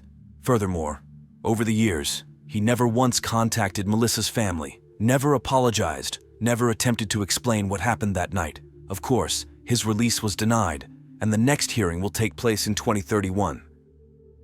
The victim's family sued the university because the university administration hired Jeffrey and overlooked the numerous offenses he committed. The university paid the family $1 million, but it didn't make things easier for them. They never heard from Jeffrey Hodgson what Melissa did to deserve such a fate. Although more than 30 years have passed, Melissa's university friends have not forgotten about her. A few years ago, they raised funds to create a cozy relaxation area at the university, where students can sit, relax, and remember Melissa, who once also studied at the University of Toledo, dreaming of becoming a nurse. But this was not allowed for her by a 22-year-old policeman with too high an opinion of himself, dreaming of becoming a hero, and instead of that, killing a girl whom he pledged to protect. The meeting went well. Janine smiled satisfactorily. She was sitting in the car with her friend Becky and a new acquaintance introduced to her by Becky. Janine was facing difficulties with her rapidly growing real estate business, and the man was supposed to help her. They met in the car due to the busy schedule of the women and to drive by and discuss one of the houses owned by Janine's real estate agency. They agreed on everything, and Janine was sure that the rough patch would soon be over. She would go on a cruise, and when she returned, work would fall into place, and she would receive $1 million, which she would put into new projects. Smiling happily in anticipation of change, Janine opened the car door and stepped out into the parking lot. But before she could take a few steps, she realized that none of her dreams were meant to come true. Janine Lee Monsell, 28, met Max Jones, 31, in early 1991. It was a fateful encounter. Until then, Janine had been desperately unlucky in love. She had been married twice before and was raising a son on her own. But with Max, everything was different. He was reliable and faithful, and they immediately developed feelings for each other. It only took them a few months to decide that they wanted to spend the rest of their lives together. Janine and Max's wedding took place quite modestly in a local church in October of the same year, 1991. Soon after, their family began to grow. The following summer, their son Zach was born, and 2 years later, their daughter Alexandria, who everyone called Alex, arrived. The family lived modestly, but they managed to make ends meet. Janine tried several jobs. She tried working as a nurse and selling various goods, but her job failures were offset by her husband's stable income. Max was not only talented, but also hardworking as a carpenter. His skills were highly valued, and he was never idle. Moreover, he never turned down extra work, and although the family didn't live extravagantly, they stayed afloat. The couple lived in a modest house in Northport, Florida, where they raised their children, attended church, and participated in the local community. They had many friends, were loved and respected by their neighbors, and seemed genuinely happy together. But soon, the situation took a sharp turn. In 1997, Janine got a job as a guard in a prison, but it led to a huge scandal. She engaged in a romantic relationship with an inmate, and after someone complained about their relationship, they were caught in the act, so to speak. Their prolonged affair was confirmed when letters from Janine to her lover were found in the inmate's cell. Though they were signed with a different name, it wasn't hard to establish their true author. To prevent further scandal and numerous interrogations, Janine resigned. But secrets are hard to keep, and rumors quickly reached her husband. Janine and Max had a falling out. It was a double blow for Max. Firstly, his wife had been unfaithful to him. Secondly, she had once again lost a job that provided a decent supplement to the family, which was barely making ends meet financially. The couple decided not to split up for the sake of their children, but trust was lost forever. They tried to pretend that everything was still the same, but longtime friends saw through the facade. It was just for show. One of the close individuals to the family was John Chamberlain.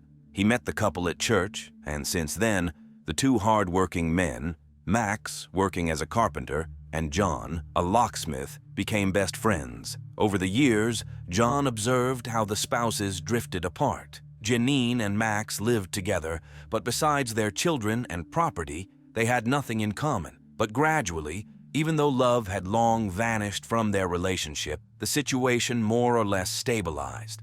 The children grew up, and each of the spouses socialized with their own circle of friends. In 2011, Max began to suffer from stomach problems, which led to a significant weight loss and multiple hospitalizations.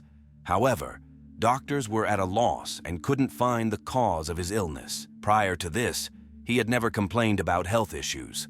The family did everything possible to alleviate Max's condition, hoping that doctors would soon understand what was wrong. But they were completely unprepared for how it would all end. Just 3 days after Thanksgiving in 2011, the family found Max near death. He was lying in bed, pale and unresponsive. Janine called 911. The dispatcher instructed her on how to administer first aid to Max, and Alexandria followed the instructions. Unfortunately, Max passed away in his daughter's arms. Paramedics arrived minutes later, but they couldn't do anything to help. Max died from a heart attack at the age of 52. Family and friends were shocked by his sudden death. They knew he was ill, but they thought it was related to his stomach. The news of the heart attack came as a thunderbolt out of the blue. It was very difficult for Zach and Alexandria, who were 19 and 17 years old respectively, to cope with the loss of their father. Nevertheless, a doctor signed the death certificate, and Max was cremated 2 days later. Now, it was up to Janine to provide for the family. Considering her previous employment difficulties, it seemed like an insurmountable task for her. But to everyone's surprise, she not only managed but also significantly improved the family's financial situation. Of course, a big help was the $1 million insurance payout she received after her husband's death. But she didn't just sit on it.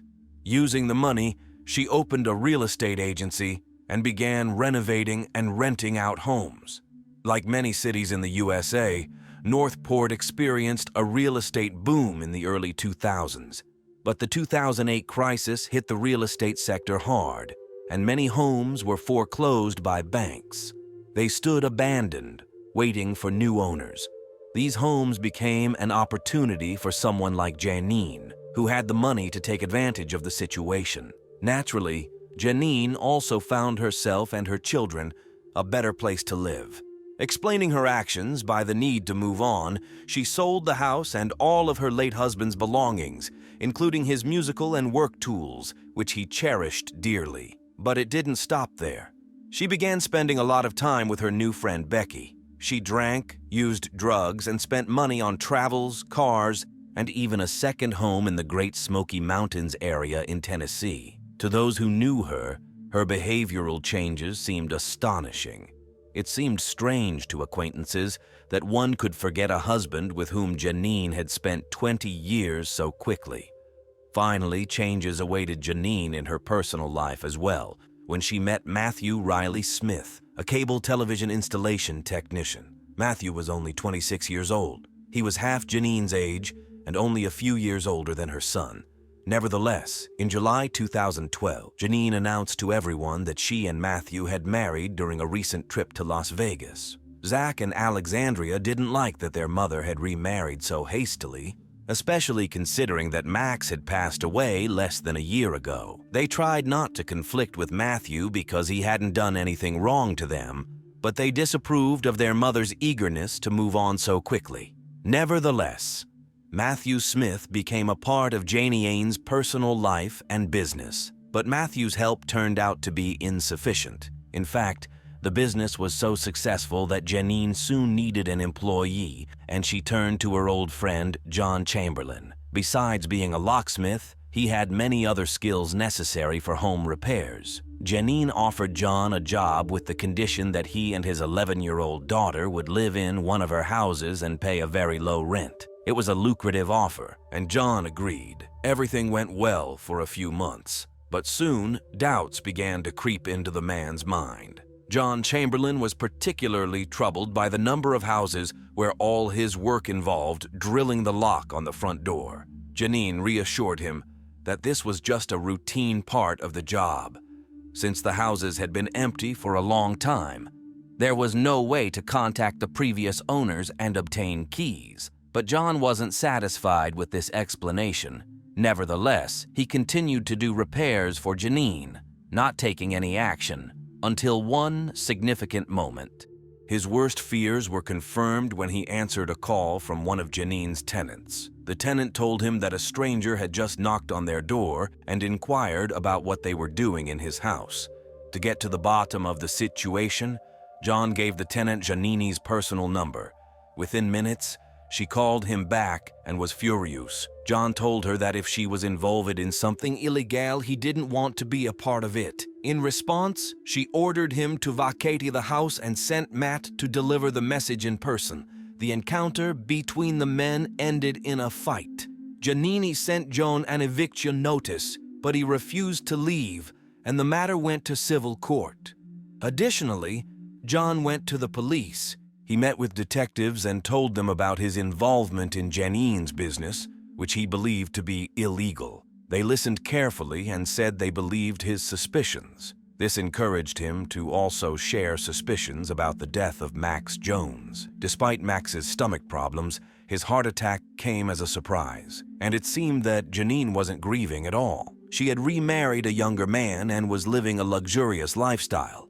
But what troubled him the most was that Janine had cremated Max within 2 days of his death without allowing an autopsy, and she found no better way to deal with Max's ashes than to hand the urn to John.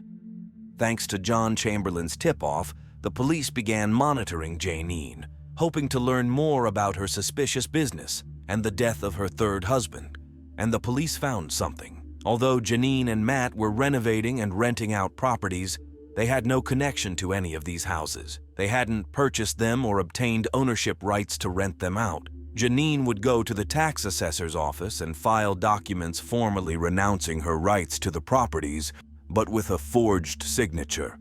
Considering she was renovating and spending large sums of money on the houses, who wouldn't believe they belonged to her? All that was left was to drill the locks, tidy up the house a bit, and it could be rented out. She deceived unsuspecting people out of tens of thousands of dollars, and she even gave them a prepaid phone number to avoid leaving any traces to her. So she was enraged when Jon gave the tenants her real phone number. Her business was a scam from start to finish. Furthermore, Janine didn't have a license to work as a realtor. But that was just the beginning of the investigation. The screws were tightening around Janine, and she made a desperate attempt to get free. Although it's unknown for certain if Janine knew that Jon had gone to the police, she decided that the legal proceedings with him posed enough of a threat to her business to take action. Whom did she decide to turn to with her problem? Of course, to her best friend Becky. She told her that Jon was too informed about her affairs, and the court proceedings were costing her too much money, so they needed to deal with him. Becky promised to help. She had acquaintances, not always acting within the law, and one of them could help solve this sensitive issue. On February 20th, 2013, Becky and Janine met for lunch at a restaurant to discuss the details. They needed to make sure they understood their plan before Becky introduced her friend to her acquaintance. During lunch, Janine described John Chamberlain's appearance, gave his address, and even drew a schematic of the house on a napkin with indications of the best points from which to enter. Janine insisted that the matter needed to be resolved as quickly as possible. She planned to go on a cruise and wanted to ensure she wasn't in town during the murder to have an alibi. Becky promised to pass the information to the hitman, and 5 days later organized a meeting with him. On February 25th, Becky and Janine met with the executor, got into his car, and discussed the final details. Janine handed the man a photo of John Chamberlain and said it would be preferable to break his neck to keep the crime scene clean. In the worst case, he could be shot. The main thing was to get rid of the body. As she added, if the body can't be found, nothing can be proven.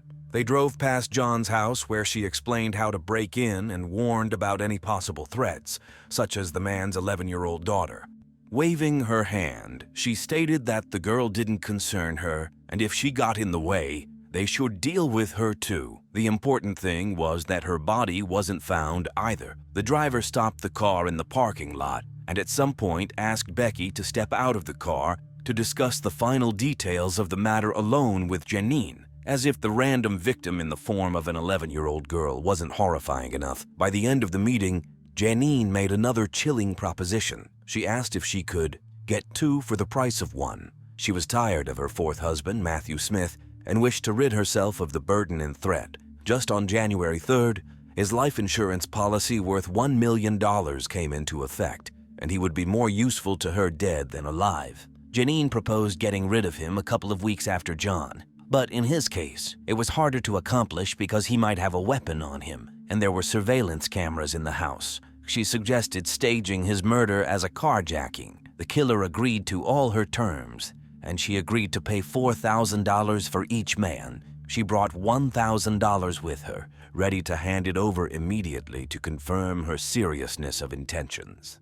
When the meeting was over, a satisfied Janine got out of the car. Seconds later, she was surrounded by police officers and arrested. Her initial fear and shock quickly turned to anger as she realized she had fallen into a classic police trap.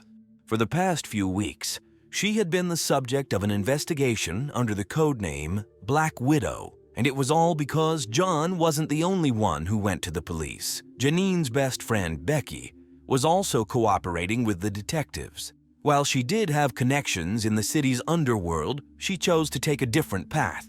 An informant called the police, reporting that his friend wanted to report a planned contract killing. This friend turned out to be Becky. When they were discussing the murder details in the restaurant and Janine was drawing the victim's house plan, Becky had a microphone and camera on her.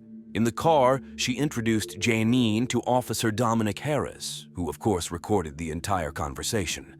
The man needed Janine to do several things that would later help convict her. He needed Janine to provide a photo of John Chamberlain. She had to show where he lived. She had to say how she wanted him to be killed. They needed to discuss the cost of the hit. He needed Janine to give money for the murder. The man played his role perfectly, even though it was difficult for him to hide his shock and disgust when Janine casually dismissed John's daughter as a nuisance and later talked about Matt's murder. Janine was charged with 2 counts of solicitation to commit murder and faced 33 charges related to her business, ranging from robbery to criminal use of personal information and operating as a realtor without proper authorization. Her husband, Matt Smith, was horrified when he was told that his wife had planned to have him killed. He himself was arrested on March 15th, 2013. Initially, he was reluctant to cooperate, but the 30 charges of fraud persuaded Matt, and he offered to testify against Janine. In exchange for his testimony against his wife, he was offered a great deal. In January 2014, after spending 6 months in prison, he pleaded guilty to only 1 charge. He was sentenced to 4 years of probation and ordered to pay $17,500 to the victims of their scam. However, Matt never got to testify in court.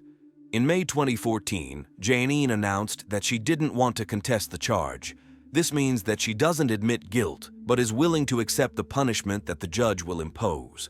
Janine claimed that her impulsive decision to hire a hitman was influenced by drugs and alcohol and that she was not a danger to society.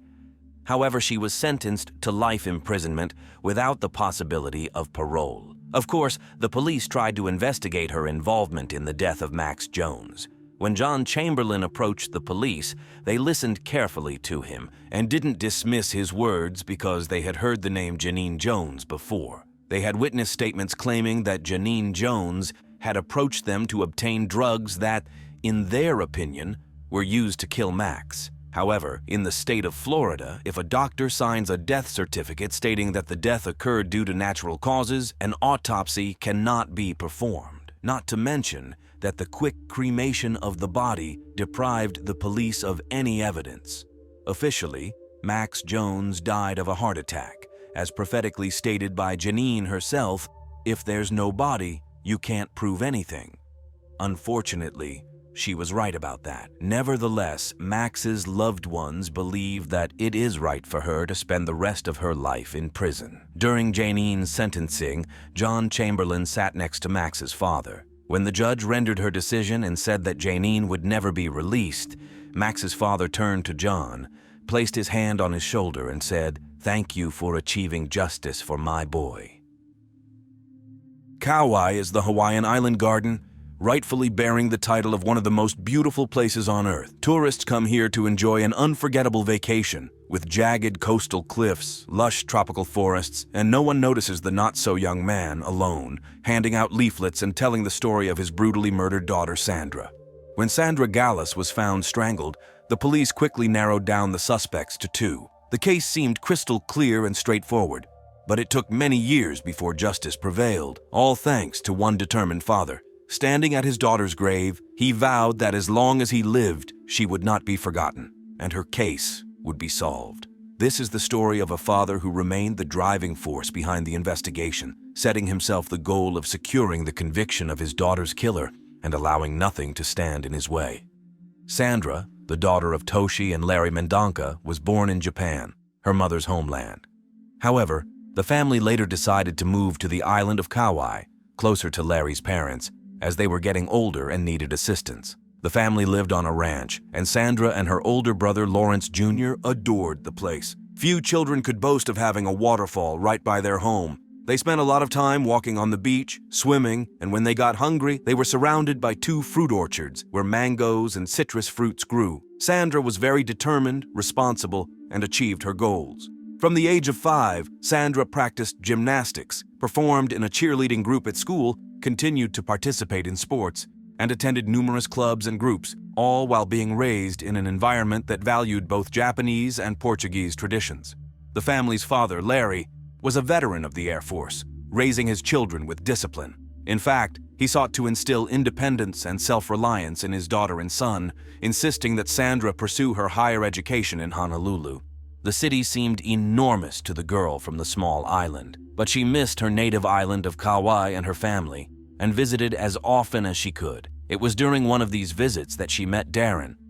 During the summer break of 1999, Sandra found temporary work at a transportation company where she met her future husband, Darren Gallus. She was 21, he was closer to 30, and he immediately captivated the young, inexperienced girl. She fell head over heels for him, dropped out of university, and soon the young couple got married. 9 months later, their first child, Austin, was born, followed by Braden 2 years later. Sandra adored her boys, and the family life seemed happy until April 2005, when she went to her parents, visibly distraught. She told them that while she was taking things out of her husband's backpack, 2 slips of paper fell out, each with a different phone number. Sandra called these numbers and found out they belonged to 2 different married women. She demanded an explanation from her husband. He didn't admit to anything, insisting that he only had friendly relationships with the women. But Sandra knew it was a lie and realized she couldn't forgive her husband. By June, Darren had moved out of the family home, leaving Sandra to deal with the bills on her own.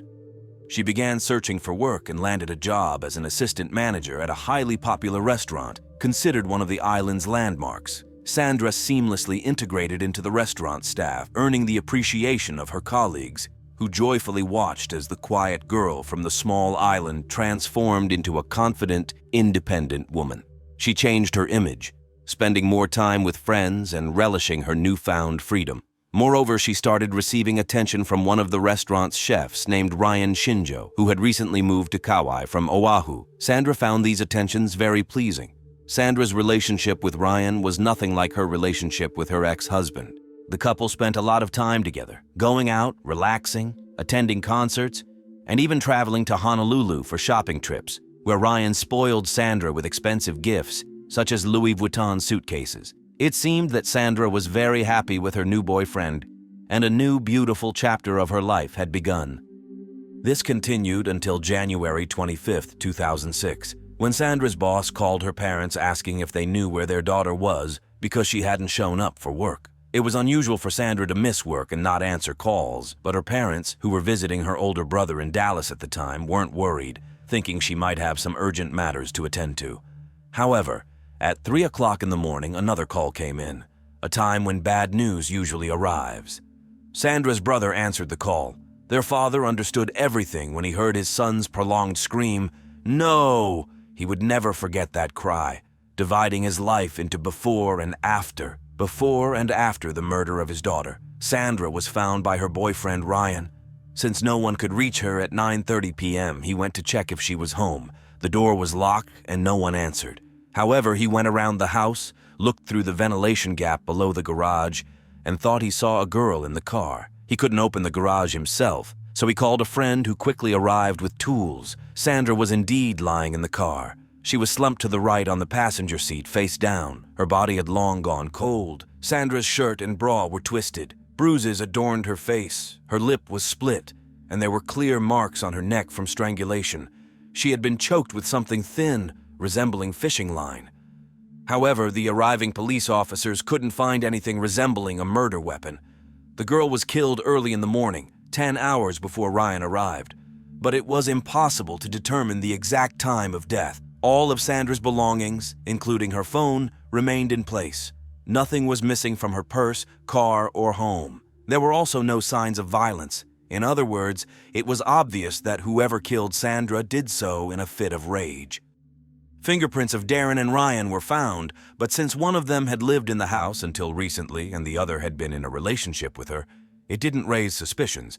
However, the fact that Ryan found the body raised questions. Why didn't he call 911 immediately and instead first asked a friend to come over? This wouldn't be the first time a killer tries to establish an alibi by enlisting a friend's support. During questioning, Ryan behaved strangely, clearly nervous, and officers felt he was withholding something. However, he had an alibi. He was at work, confirmed by his colleagues. Darren, on the other hand, was more intriguing. That morning, he called in sick to work, essentially lacking an alibi. Darren showed no reaction to Sandra's death but told investigators that he still loved his wife and wanted to reconcile. His colleagues revealed that 2 days before the murder, Darren, working on the road, saw Sandra and Ryan together as they drove past in her car. Witnesses said Darren exploded with rage. He was furious, tearing and throwing things. In other words, he had a motive and lacked an alibi for the time of the murder. He was detained, but the next day, lacking additional evidence, he was released. Days, weeks, and months passed without any progress in the case. Crushed by loss and yearning for answers, Sandra's father, Larry Mendonca, began his own investigation. A local resident and former military man, he had the connections and skills to piece together all the facts surrounding his daughter's murder. At that time, and this is crucial for the case, Sandra and Darren were disputing custody of their 2 sons. But Sandra worked evenings at the restaurant, and the boys stayed overnight with Darren. Sandra would pick them up at 6 in the morning, feed them breakfast, and get them ready for school and daycare. However, Larry learned that on the evening before her murder, Sandra stayed overnight at her boyfriend's house. He drove her home around 6 in the morning. Then, according to neighbors, she went to pick up the boys and quickly returned, but without the children. Larry also discovered that at 10 o'clock, his daughter had an appointment for a manicure at a salon 45 minutes away from her home. She never showed up. This helped narrow down the time frame when she was killed, from 6:30 to 9:15 in the morning, when she needed to leave to make it to the salon. Since Ryan had an alibi and Darren didn't, Larry's thoughts moved in the same direction as the investigators. Darren must have been the one to kill Sandra. There was no one else. Sandra's friend confirmed that many of her friends were convinced Darren would be arrested and convicted The children would be placed under the custody of their grandparents or Sandra's brother, and everything would be resolved. But the police were in no hurry to press charges. Then, a year after the murder, news of an arrest spread. But it wasn't Darren. The island of Kauai is unique in many aspects, particularly in its lack of mass media. In most cases, news spreads the same way it did generations ago, through word of mouth, where facts, rumors, and speculations intertwine into a single narrative. Thus, across the island, new information began to circulate. FBI agents had arrested Ryan Shinjo. However, it wasn't in connection with the murder, but rather with illicit substances. Ryan turned out to be a member of a major organization smuggling these substances to the island from Honolulu. It involved significant amounts of money and serious shipments, and FBI agents had been monitoring Ryan for months. Rumors and speculations began to spread across the island. Could Ryan have used his girlfriend as an unsuspecting carrier of the goods? After all, he bought her Louis Vuitton suitcases. Did she unknowingly bring something back from their trip that she wasn't aware of? What if she discovered the truth and she was killed to prevent her from going to the police? Rumors abounded, but the police didn't come any closer to catching the girl's killer, whoever they might be. The case faded away with each passing year. Meanwhile, Larry and Toshi faced the painful reality of not only losing their daughter but also their grandchildren. When their mother was killed, they were only 3 and 5 years old. Darren no longer needed to fight for custody, and he raised the children on his own. Initially, the grandchildren would visit their grandparents on weekends, but within 3 months, they started protesting against these trips. Larry persisted in trying to maintain a relationship with his grandchildren, but it was evident that Darren was turning the children against their late mother's parents. Darren himself appeared everywhere with his new girlfriend Sharon, whom he knew even before Sandra's murder. Then, in 2009, 3 years after his daughter's murder, Larry began to conceive a dark plan for revenge for her death. Fortunately, his plans were put on hold when a new police chief arrived on the island of Kauai, bringing renewed hope for justice to Larry. Police Chief Darryl Perry had been enjoying retirement, but returned to work after the sudden loss of his 26-year-old son. Therefore, he understood the pain of a father who lost a child. After a very emotional meeting with Larry, Chief Perry resolved that Sandra Gallus's case must be solved at all costs. The new police chief enlisted the help of 2 friends in Honolulu, investigators from the cold case department, to review Sandra's case. Perhaps they could notice something that had been overlooked, and indeed, they managed to discover something using advancements that were cutting edge for 2009. Two forensic scientists had the capability to extract DNA from an item touched only once. With this technology, they found Darren's DNA on the victim's shirt and bra. Larry hoped that they were getting closer to solving the case, and the police thought an arrest was imminent. However, the prosecutor deemed it insufficient evidence because Darren never denied seeing his wife every day. The investigation stalled once again. Years continued to pass one after another. In 2012, the police chief assigned the case to a new detective, Bryson Ponce, who thoroughly reviewed all the evidence. The investigation led Bryson Ponce back to the same 2 initial suspects. But which one was the murderer? What evidence pointed against Ryan? Aside from his involvement in smuggling illicit substances, there was something suspicious about how he found the girl's body. He couldn't enter the garage through the closed door and had to call a friend who helped him open it. Perhaps he was seeking to secure a witness. Moreover, he clearly had something to hide and failed a polygraph test. But didn't he have an alibi? Here was another twist. As the new investigator discovered, the time of Sandra's death was more of an estimation. She could have been killed hours earlier when Ryan wasn't at work. However, Darren's position wasn't much more reliable, primarily because he provided completely different statements regarding the events of that morning.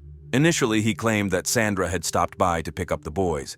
Then he corrected himself, saying she didn't stop by. He also failed the polygraph test.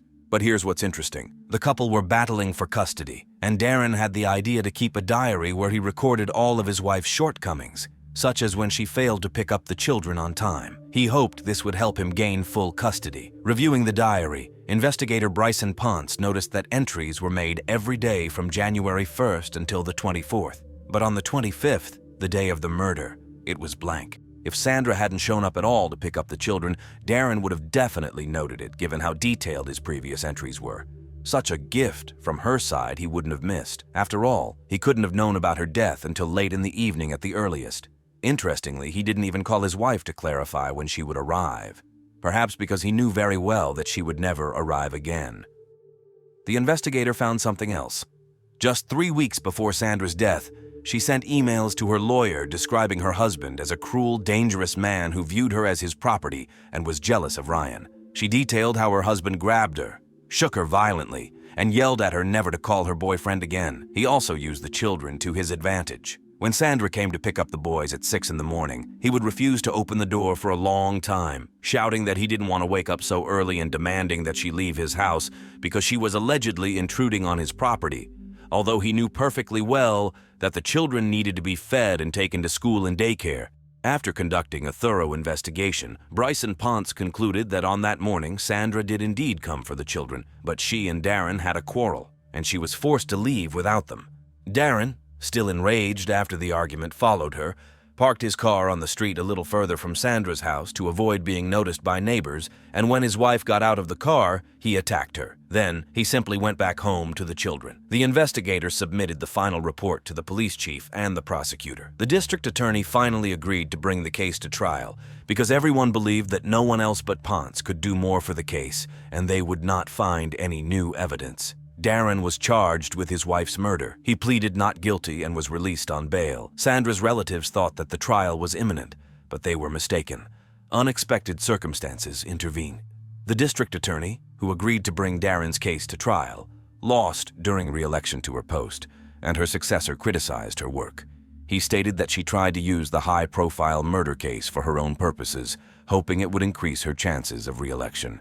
The new district attorney was convinced that they would not win the case in court because there were 2 suspects, and the defense would never let this fact rest. And in this case, the second suspect was a convicted felon serving time in federal prison. The court date kept getting postponed, and Larry Mendonca was not getting any younger. He feared that the promise of achieving justice, which he made at his daughter's grave, might not come to fruition, and these thoughts wore him down. Early in the morning on February 14, 2017, the 75-year-old Larry felt unwell. He was taken to the hospital with a heart attack. It was difficult for his son and wife to see him lying in the hospital bed. His condition was quite serious, but he managed to pull through. For months, he underwent physical therapy to be ready for the trial in the summer of 2017, but it was postponed once again. Meanwhile, Darren, his former son-in-law, continued to live his life, attending his children's football games with his new wife, Sharon. In 2017, Ryan Shindo, who had served 10 years in federal prison, was released and decided to speak with the prosecutor. He revealed that he and Sandra had been afraid of Darren because of his aggressive behavior, constantly provoking Ryan to fights. After one altercation at a restaurant, Sandra shouted at her husband, "Don't you dare hit me, Darren." She confessed that he had already allowed himself to hit her. Despite his criminal record, Ryan was not inherently aggressive, unlike Darren, and fully cooperated with the investigation. Finally, at the end of 2017, the district attorney decided that his investigators had completely ruled out Ryan as a suspect, and Darren could be tried for second-degree murder. Suddenly, Darren's lawyer shocked everyone by stating that his client was willing to make a deal with the prosecution, but on his own terms. He agreed not to contest the charge of first-degree assault. In other words, he did not admit guilt in the murder or the assault. However, he agreed to accept punishment for the first-degree assault, for causing serious injuries to Sandra.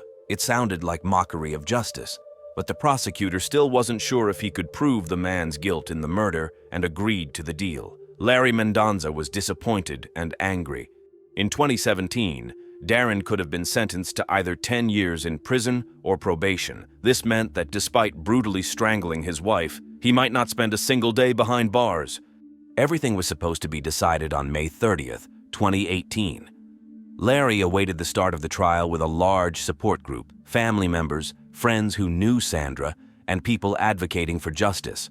12 years of investigation condensed into an hour of trial. The tension in the courtroom was palpable. Would the judge send the defendant home or to prison? As expected, the defense attorney reminded the judge of the alternative suspect. He also reiterated that this was not a murder case, and his client did not admit guilt in anything, only agreeing to punishment for assaulting his wife. Larry also spoke in court. He was given the opportunity to unleash 12 years of pain and despair, starting from that dreadful night when he informed his daughter's mother of her death. How do you tell a woman that the little girl who once fell asleep in her arms, played on her knees, ran to school clutching the lunch she made for her, is gone? Looking at Darren, Larry declared, his family received a life sentence, full of pain, sorrow, and disappointment, a lifelong imprisonment, forever. Darren didn't react to this statement as if it had nothing to do with him. It was time for the judge's decision. Larry was on pins and needles. The judge reiterated the defense attorney's words about the deal and what the defendant agreed to. The attorney whispered to Larry that it didn't promise anything worthwhile. But no, the judge sentenced Darren to the maximum possible term of imprisonment, 10 years. Darren appealed, and his sentence was reduced, but the 12-year struggle for justice for the Mendoza family had come to an end. Larry, Toshi, and their son Lawrence established a foundation and hold annual golf tournaments to raise funds to help victims of domestic violence and to ensure that the public does not forget Sandra's death. Unfortunately, Larry and Toshi failed to reconcile with their grandchildren, who are convinced of their father's innocence and hate their grandparents and even their late mother. By seeking justice for their daughter, Larry and Toshi foresaw this but couldn't act differently. All they have left today are a few rituals on the anniversary of Sandra's death. They bring flowers to her memorial, dine at the restaurant where she worked, and visit the grave where Sandra rests among her ancestors. Sandra, who longed for her native island while away from it, is now forever a part of it. On the deep night of November 8, 1992, spouses Gerry and Ruth were returning home from a nightclub. It was 1:15 a.m. when they noticed a 1989 Burgundy Buick Somerset parked by the roadside. It seemed peculiar to them as the engine was running, and not only were the car headlights on, but the interior light was also illuminated. However, there appeared to be no one in or around the car. Gerry wanted to get out to check if everything was okay, but Ruth had a better. After hearing the account from the spouses, the sheriff's deputies headed to the specified location on the highway near a local trailer park. Upon arrival, they also noticed no one around. However, upon looking inside, they saw a person. It appeared that a wounded young woman was inside. She lay on her right side with her legs on the driver's seat pulled up to her chest. Her head rested on the passenger seat, partially on a purse. Her lifeless left arm hung down to the floor, and her right arm lay beneath her torso. The victim was wearing a sweatshirt and button-up jeans with the top 4 buttons undone, and the jeans were pulled down, exposing the back of her left leg. She had no shoes on, and her socks were covered in grass and dirt. The officers did not find a wallet, but the woman's rings were lying on the car dashboard. What truly shocked them was the amount of blood covering her face and head. The passenger side door was locked, and the window was completely closed. However, on the driver's side, the door was unlocked, and the window was partially open. Taking advantage of this, one officer opened the door and checked the victim's pulse. There was no pulse, but her skin still felt warm and tender. The officers found several shell casings and realized that this couldn't be a mere accident. Using flashlights, they attempted to inspect if anyone was hiding in the bushes, but all they discovered was even more blood seemingly everywhere. At the same time, a tall young man in a dark shirt and jeans walked into the sheriff's office in Benton, Missouri, and approached the officer who was just dispatching an ambulance to the crime scene. The officer recognized the young man as one of the Abbott sons, whose parents owned a 24-hour gas station, a trailer park, and several other businesses. The Abbott sons also worked at the gas station. The young man introduced himself, and the officer noted down that his name was Matt Abbott. He mentioned that he lived in a trailer park near the highway and while driving by, noticed the Buick. However, unlike Gerry and Ruth, he approached the Buick and found the lifeless girl. The young man was visibly shaken and on the verge of hysteria. The officer listened to his account and told him to go home. They would contact him later. The officer did not check his identification or take initial statements. Certainly, with a population of only 600 people, the sheriff's assistant in the small town of Benton might never have dealt with murders before, but it was still one of many mistakes made by the police in this case. However, one sheriff's deputy remained at the crime scene, working when he was interrupted. He observed a car turning toward him from the direction of the trailer park nearby. A young man exited the vehicle. The officer thought the guy was Hispanic or Mexican, aged between 25 and 30, and spoke with a strong accent. In broken English, he explained that he was running out of gas. When the deputy's identity remains unknown, but the surprises of the night didn't end there. About 2 minutes later, around 1:40 a.m., another car did the same, turned on the road before the trailer park and approached the officer. A tall young man in a light shirt and jeans stepped out. He claimed to be the one who found the victim in the car and wanted to know if she was dead. The officer asked if the young man had been to the sheriff's office to report this, and he answered yes. The police officer radioed in and confirmed that it was Matt Abbott. He had indeed been to the sheriff's office and was told to go home and await further instructions, which meant that's exactly what he should do. Soon, an ambulance arrived at the scene. The doctors confirmed the victim's death. By 12 p.m., County Sheriff Bill Farrell arrived. By that time, it was already known that the victim was 19-year-old Michelle Luless. Sheriff Farrell knew the girl's parents, so he wanted to inform them of her death personally, after which they would proceed with questioning the witnesses. Angela Michelle Luless, who preferred to be called Michelle, had graduated from high school just a year ago and started attending university. She was studying nursing and worked as a waitress in a neighboring town.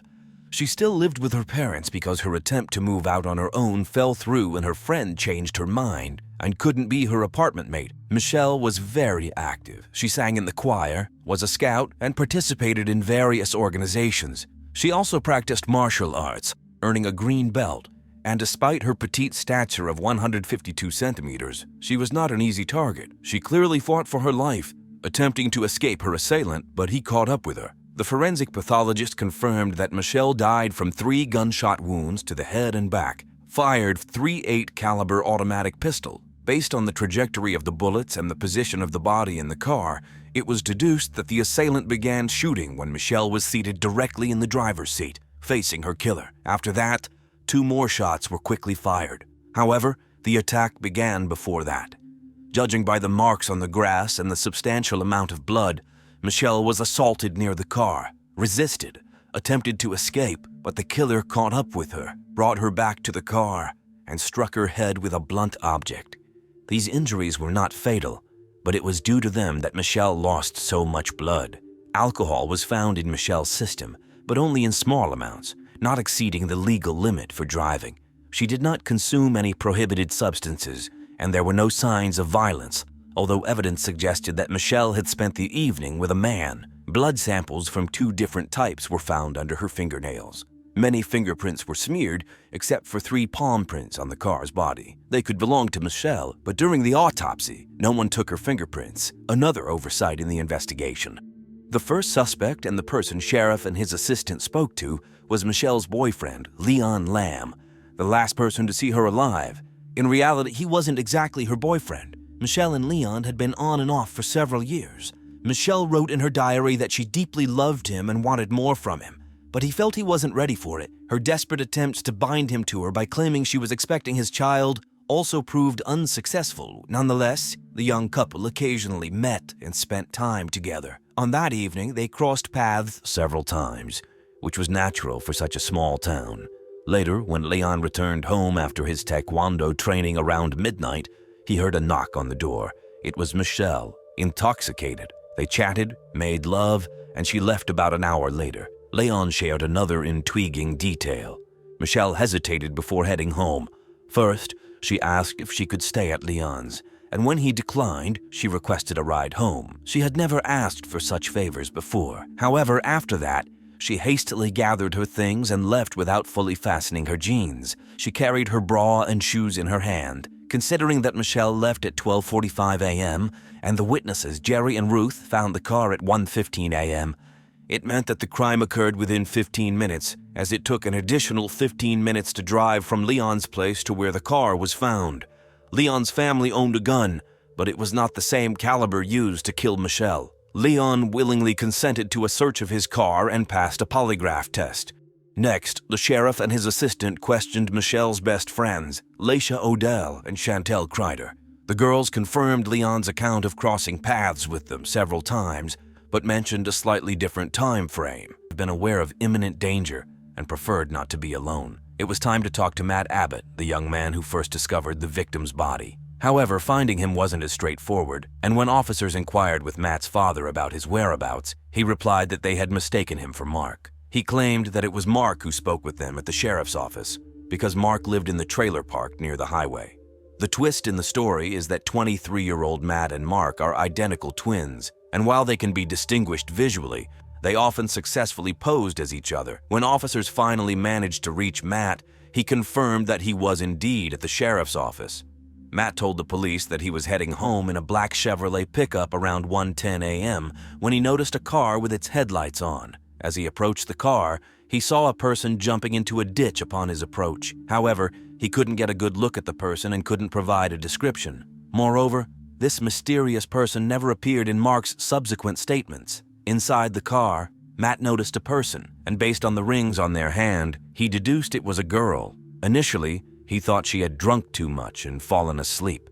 He reached through the fully open window on the driver's side and lifted her. He saw that the girl was covered in blood, and her body had already cooled. Realizing she was not just drunk but dead, he got scared and went to the police.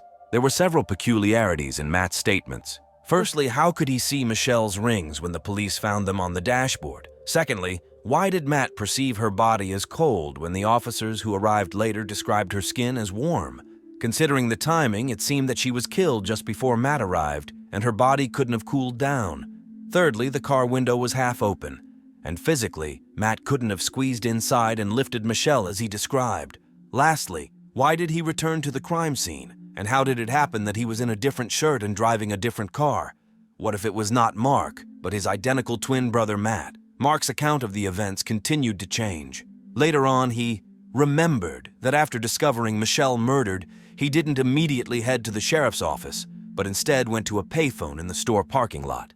He claimed that he was dialing 911 while the man continued talking. The description of this man matched the one who asked the police officer about gasoline at the crime scene. However, what's peculiar is that Mark remembered this encounter only after having a private conversation with Sheriff Farrell. The background of Mark and Matt's family is worth mentioning. They belonged to a wealthy and respected family in the town, and their opinions were influential. The twins' father was friends with the sheriff and even contributed money to his election campaign. The twins themselves were considered charming, fun-loving, and popular individuals. However, by 1992, 23-year-old Mark and Matt had earned a reputation not just as fun guys, but as troublemakers. They were involved in alcohol, often driving under the influence, had a casual approach to relationships, and were known to engage in theft for the sake of amusement. A mutual friend even stated that the twins associated with genuinely bad individuals, such as Mark's old friend Kevin Williams, and wouldn't be surprised if they ended up killing someone. Rumors circulated that they not only used but also dealt illegal substances. Additionally, there were whispers that the illegal drug trade was somehow connected to the trailer park near the crime scene. However, in 1992, these were merely rumors. Weeks passed without new evidence, arrests, or suspects, when suddenly, after 4 months in February 1993, an unexpected breakthrough occurred. 4 inmates reported overhearing an 18-year-old boy who had previously served time for a misdemeanor, confessing to the murder of Michelle. His name was Joshua Kaiser. No one in Michelle's circle had ever heard of him, but when his photo was shown to Mark Abbott, he recognized the pale, blue-eyed young man as the driver of the white car who had asked for a ride to the gas station. He described him as a Spanish or Mexican guy with a tan and an accent. When the police knocked on Joshua's door, he was living with his father in Illinois. Joshua didn't even consider confessing to the crime. Furthermore, he insisted that he didn't know Michelle, and he had no reason to kill her. But when his family realized that the police were serious and he was facing a real trial, they gathered all the money they had to hire a better lawyer.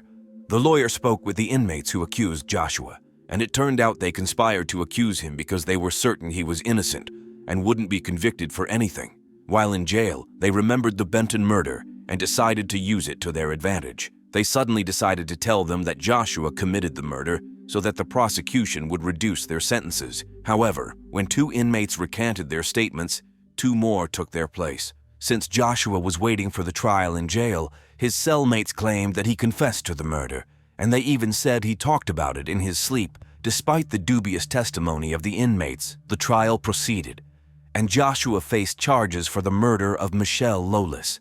When the trial began, the prosecutor tried to drill into the heads of the jurors that Josh was a member of a dangerous street gang. Mark became the star witness for the state, identifying Josh as the guy who scared him by asking for a ride to the gas station. Despite this, the trial started promisingly for Josh, His lawyer managed to prove that the young man couldn't have been near the crime scene. On the evening of Michelle's murder, Josh's cousin had an accident, and Josh immediately went to check on his health. He wouldn't have had time to visit his brother in Kankakee, Illinois at 11:30 p.m., and then drive almost 600 kilometers in 2 hours to shoot a girl he, according to Sheriff Farrell's admission, didn't know. Numerous witnesses confirmed that Josh was with his brother, and even though he recently joined a street gang, he wasn't a violent person, let alone a murderer. Overall, the case was going in favor of the defense until the prosecutor called an unexpected witness. One of Michelle's best friends, Chantel Kreider. She claimed to have seen the defendant in October, a week before Michelle's murder, at a Halloween party. While all their friends were outside by the bonfire, Michelle and Chantel went into the house to use the bathroom. A guy she didn't know at the time but now identified as Josh approached them. He tried to make advances towards the girls, and when they rejected him, he got angry, insulted Michelle, and ran away. According to Chantel, he was very drunk. She added that as they were leaving the party around midnight, the same guy approached their car, grabbed the door handle, and demanded a ride. He continued yelling and holding onto the door until they drove away. In court, she looked directly at Josh and said she remembered his face. She was absolutely certain he was at the party. Jurors heard that the only physical evidence against Josh was the blood found on his jacket.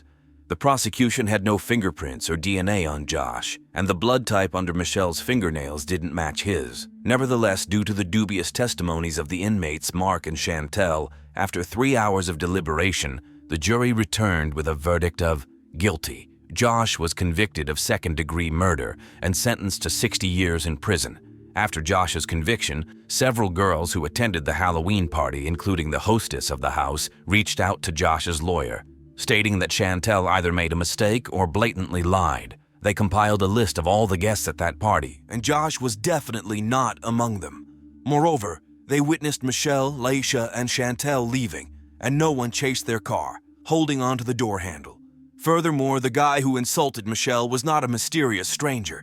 His name was Todd, and he didn't resemble Josh at all. The guest list from that party was handed over to Sheriff Farrell, but it unexpectedly disappeared, and no new investigation was initiated. Time passed, and January 2006 arrived. Sheriff Farrell had been in office for almost 30 years when he was succeeded by Rick Walter. Rick Walter was one of the officers who first arrived at the scene of Michelle's murder. He conducted the interrogation of Mark Abbott and never liked the outcome of Michelle's case and Josh Keezer's conviction, because there were still unanswered and crucial questions. Firstly, how did Josh manage to get from Kankakee to Benton so quickly? And why would he want to kill Michelle? A girl's rejection at a party is a weak motive to drive almost 600 kilometers to track her down and kill her a week later. The new sheriff was convinced, even if Josh was involved in the murder, there must be another motive, and likely other people were involved. Therefore, becoming sheriff, he quietly decided to reopen the case. It was a risky decision since the case was considered closed, and the guilty one was in prison. Financially and ethically, it must have been a very difficult choice. So he tried to act without attracting attention, but just a week later, someone named Kevin Williams appeared in his office, a friend of Mark Abbott.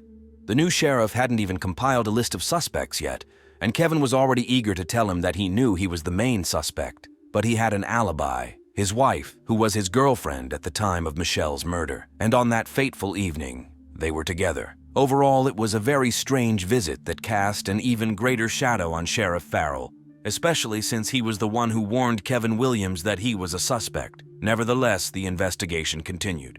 The sheriff asked an investigator from another town to work on the case to ensure impartiality.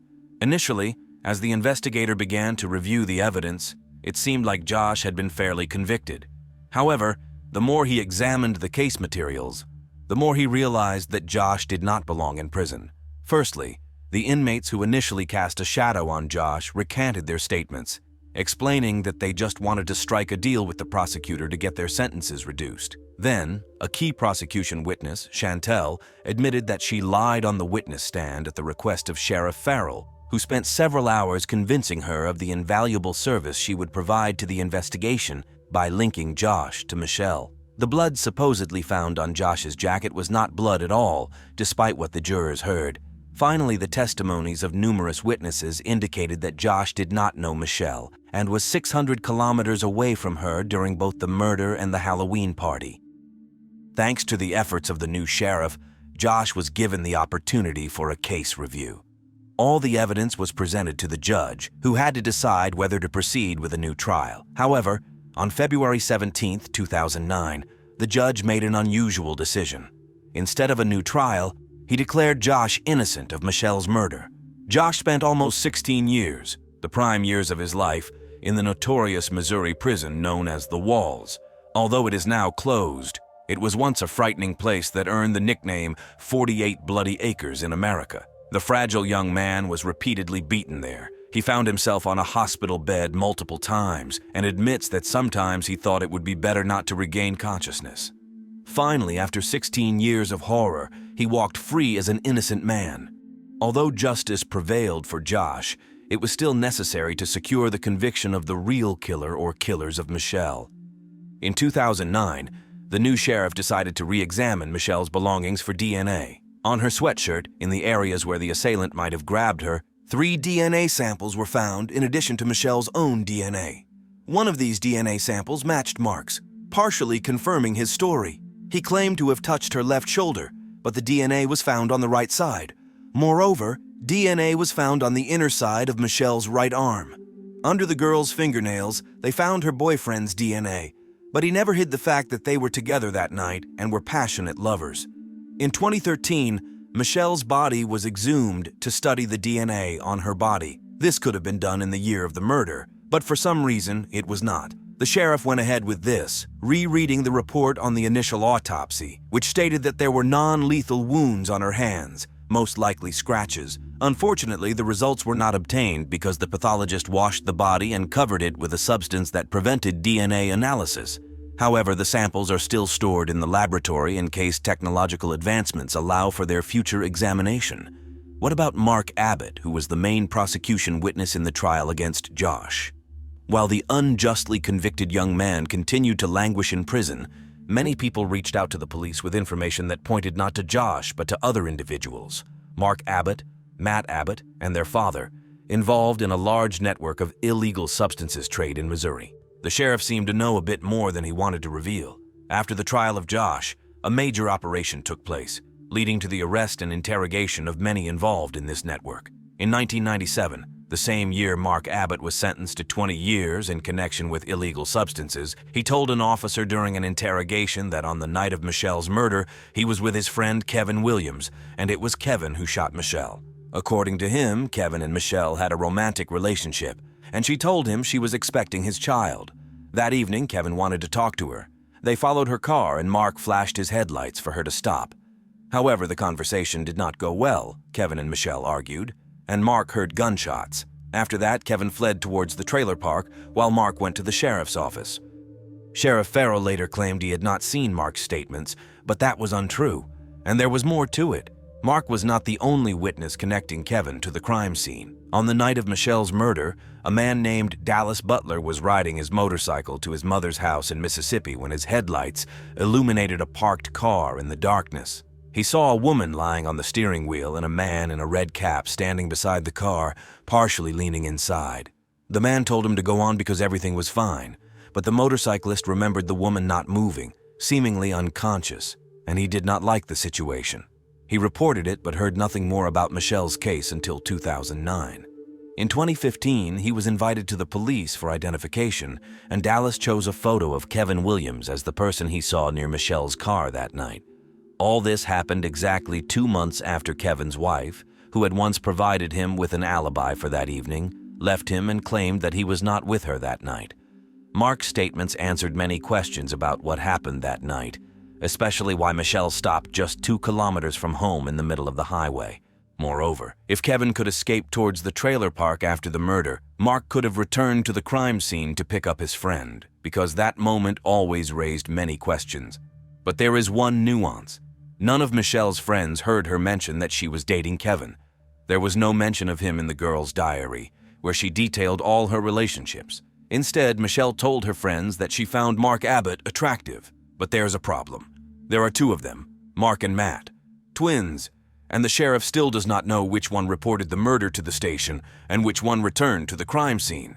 So the reason for Michelle's death could be that she was involved with Mark and told him about her condition, or she found out about the Abbott family's deep involvement in the illegal substances trade.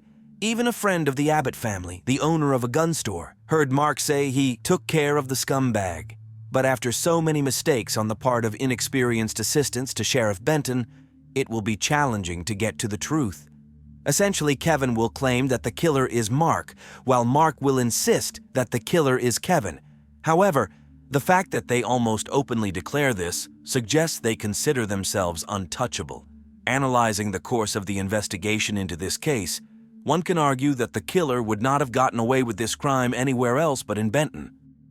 As for Josh, after his release, he filed a lawsuit and received $4 million, $10,000 of which he handed over to the sheriff's office to be used for capturing the real killer of Michelle. According to him, the investigation is not standing still, and there might be an arrest of a suspect or suspects soon. Moreover, he is confident that being falsely accused of Michelle's murder was not a coincidence because he has always been characterized by stubbornness, and it is precisely this trait that will enable him not to abandon this case and see it through to the end. The offended ex-husband, the jealous, despotic boyfriend, the rejected suitor, a one-night stand partner, a teenager with a string of police involvements, or a niece with a better friend. One of these people killed a loving, caring, joyful mother of 3, sending the police on the trail of possible leads to catch the murderer and attempting to seek justice for the victim and her family. The question remains, will justice be served? Nature generously endowed Dana Laskovsky with the best qualities one could find in a person. At 36, Dana was a very beautiful and lively woman, a kind and responsive friend, a talented artist, and a loving mother. Children constituted the most important part of Dana's life. Above all else in the world, she wanted to be a mother, but for some time, she and her husband Sam struggled to have children. However, when their family expanded to 3, Dana and Sam's happiness knew no bounds. Yet in 2000, the couple separated, and Dana, along with the children, moved to a new home in the charming town of Puyallup, Washington. In 2001, she turned her love for children into a profession. Someday she dreamed of opening her own daycare, but for the time being, she worked as a nanny. In addition to this, Dana actively supported her 17-year-old niece, Amanda, during times of difficulty with her parents. For Amanda and her best friend, Emily, Dana was the aunt that every teenager dreams of having. The girls often stayed overnight at Dana's, sought her advice on any matter, and in general considered her more of an older friend than an aunt. The rest of the important people in Dana's life included Mike, whom she met approximately a year after parting ways with her husband. Mike was a pleasant man residing in Canada, but made the effort to visit Dana as often as possible, especially since the drive wasn't too time-consuming. Unfortunately, not everything was smooth in their relationship. Dana's best friend, Shauna, and Mike's best friend, John, didn't speak highly of Mike. The main issue in their relationship was that Dana was a very beautiful woman who often attracted the attention of other men, something that, to put it mildly, did not sit well with Mike. And one of the men who showed interest in Dana, thereby irritating Mike, was Patrick. Patrick worked for a telecommunications company and met Dana when he connected her television after her move. The new neighbor immediately caught Patrick's eye, but she politely rejected his advances. However, he continued to send her flowers and love notes persistently. Initially, Dana probably considered these gestures harmless. When Mike saw flowers from a competitor, he became jealous and very angry. He demanded Patrick's phone number and address, promising to deal with the persistent suitor the same day. Dana did not appreciate this. Firstly, she just wanted to continue ignoring Patrick. Secondly, she didn't want her boyfriend making decisions for her. Mike and Dana argued, and they even decided to temporarily part ways. During this period in August 2001, which coincidentally preceded Dana's death, she had dinner with her friend Shauna. To their surprise, Mike's best friend John joined them. John had recently broken up with his girlfriend, and Dana and Mike were on a break in their relationship. That evening, fueled by alcohol and caught up in the moment, they became involved with each other, much to Mike's dismay. Literally the next day, Dana received a note from her admirer, Patrick, in which threatening undertones prevailed. It was probably only then that Dana realized she had a stalker. Patrick hinted that he had been watching her in her home. To her horror, upon inspecting her rooms, she indeed noticed that the protective screen had been removed from the window, as if someone had entered her home that way. Coincidentally, in August 2001, Dana's ex-husband Sam attempted to re-enter her life. Sam arrived unannounced to inform her that he had sold their house. For months after their separation, they had been trying to sell the house, so he bought a bottle of champagne to celebrate this development. Sam hinted at wanting to reconcile, expressing that he wasn't ready for a divorce, but they ended up having another argument, and Sam had to leave. On August 31st, 2001, the family for whom Dana worked as a nanny couldn't reach her. Dana never missed work, and certainly not without informing her employers. The family tried contacting Dana's neighbors, but they also couldn't get through to her. Concerned, they called the police and requested a welfare check to ensure everything was okay. When the police arrived at Dana's home, they knocked on the door. Getting no response, they circled the house and found the back door slightly ajar. Upon entering, they walked through the kitchen and discovered a woman lying face down on the couch. It was Dana, and she was dead. She lay in an unnatural position, with one arm above her head and the other beneath her body twisted in a strange way. Dana's neck showed signs of bruising. It was evident that she had been murdered. The officers immediately secured the crime scene and called in detectives. Examining the crime scene and finding bloodstains on the carpet, investigators concluded that Dana had struggled with someone before her death. After the murder, the assailant placed her on the couch, added a pillow, and covered her with a blanket, as if attempting to make her more comfortable. This strongly suggested that the crime was committed by someone known to Dana. On the other hand, a broken window hinted at a possible robbery gone wrong, especially considering the entire house had been ransacked in search of something. Investigators were perplexed, with half the evidence indicating a personal vendetta and the other half suggesting a robbery. After the autopsy, the forensic pathologist confirmed that Dana had been strangled. The murder was characterized by extreme brutality. Initially, she was severely struck on the head before being strangled, resulting in a broken trachea. This level of force indicated a very strong perpetrator. It seemed likely that the attack was not premeditated, as the killer had to pass through the kitchen, where knives were available, but chose not to use them, and instead opted for bare hands. When a wife is murdered, one of the first focuses of the police is on the husband. It quickly emerged that Sam had taken out a substantial life insurance policy on his wife. The police rushed to find him, but Sam had seemingly disappeared, becoming the prime suspect. As it turned out, Sam had gone on a camping trip with the children. He had no mobile reception throughout the night and was unaware of Dana's death until he returned to civilization and received a barrage of calls and messages. When detectives finally managed to speak with Sam, they noticed bruises on his knees. He explained that he was into baseball and got the bruises during a training session. Regarding his relationship with his wife, Sam mentioned they were not living together, had arguments, but were trying to compromise. When asked where he was on August 30th at the time of the murder, Sam said he was at home with the children, briefly left while they were sleeping, but only to refuel before his upcoming trip. Since Sam couldn't definitively prove where he was at the time of the crime and was not overly cooperative with the police, investigators tried to build a case suggesting he might have gone to see his wife on August 30th, perhaps to discuss child custody, had an argument, and killed Dana. However, his actions didn't fit the timeline of the crime. It seemed implausible for Sam to put the triplets to bed, drive 2 hours to his wife's house just to argue and kill her, then make his way back and nonchalantly take the children for a relaxing outing the next morning. This version of events didn't withstand scrutiny, but suspicions weren't entirely lifted from him either. Surveying friends and family of Dana, investigators shifted their focus to a more likely suspect, Patrick, who had been harassing the woman. Shortly before her death, Dana told friends that Patrick had become fixated on her. She realized he was truly stalking her because he knew about things he couldn't have learned through other means. It reached a point where Dana informed the family she worked for that if she were to die unexpectedly, Patrick would be to blame. Adding to this, witnesses had seen a white van, similar to Patrick's, near Dana's house in the days leading up to the crime, painting a less favorable picture for the investigator. The police obtained a warrant to collect Patrick's DNA and search his home and van. Patrick reacted harshly, being rude and uncooperative when they arrived.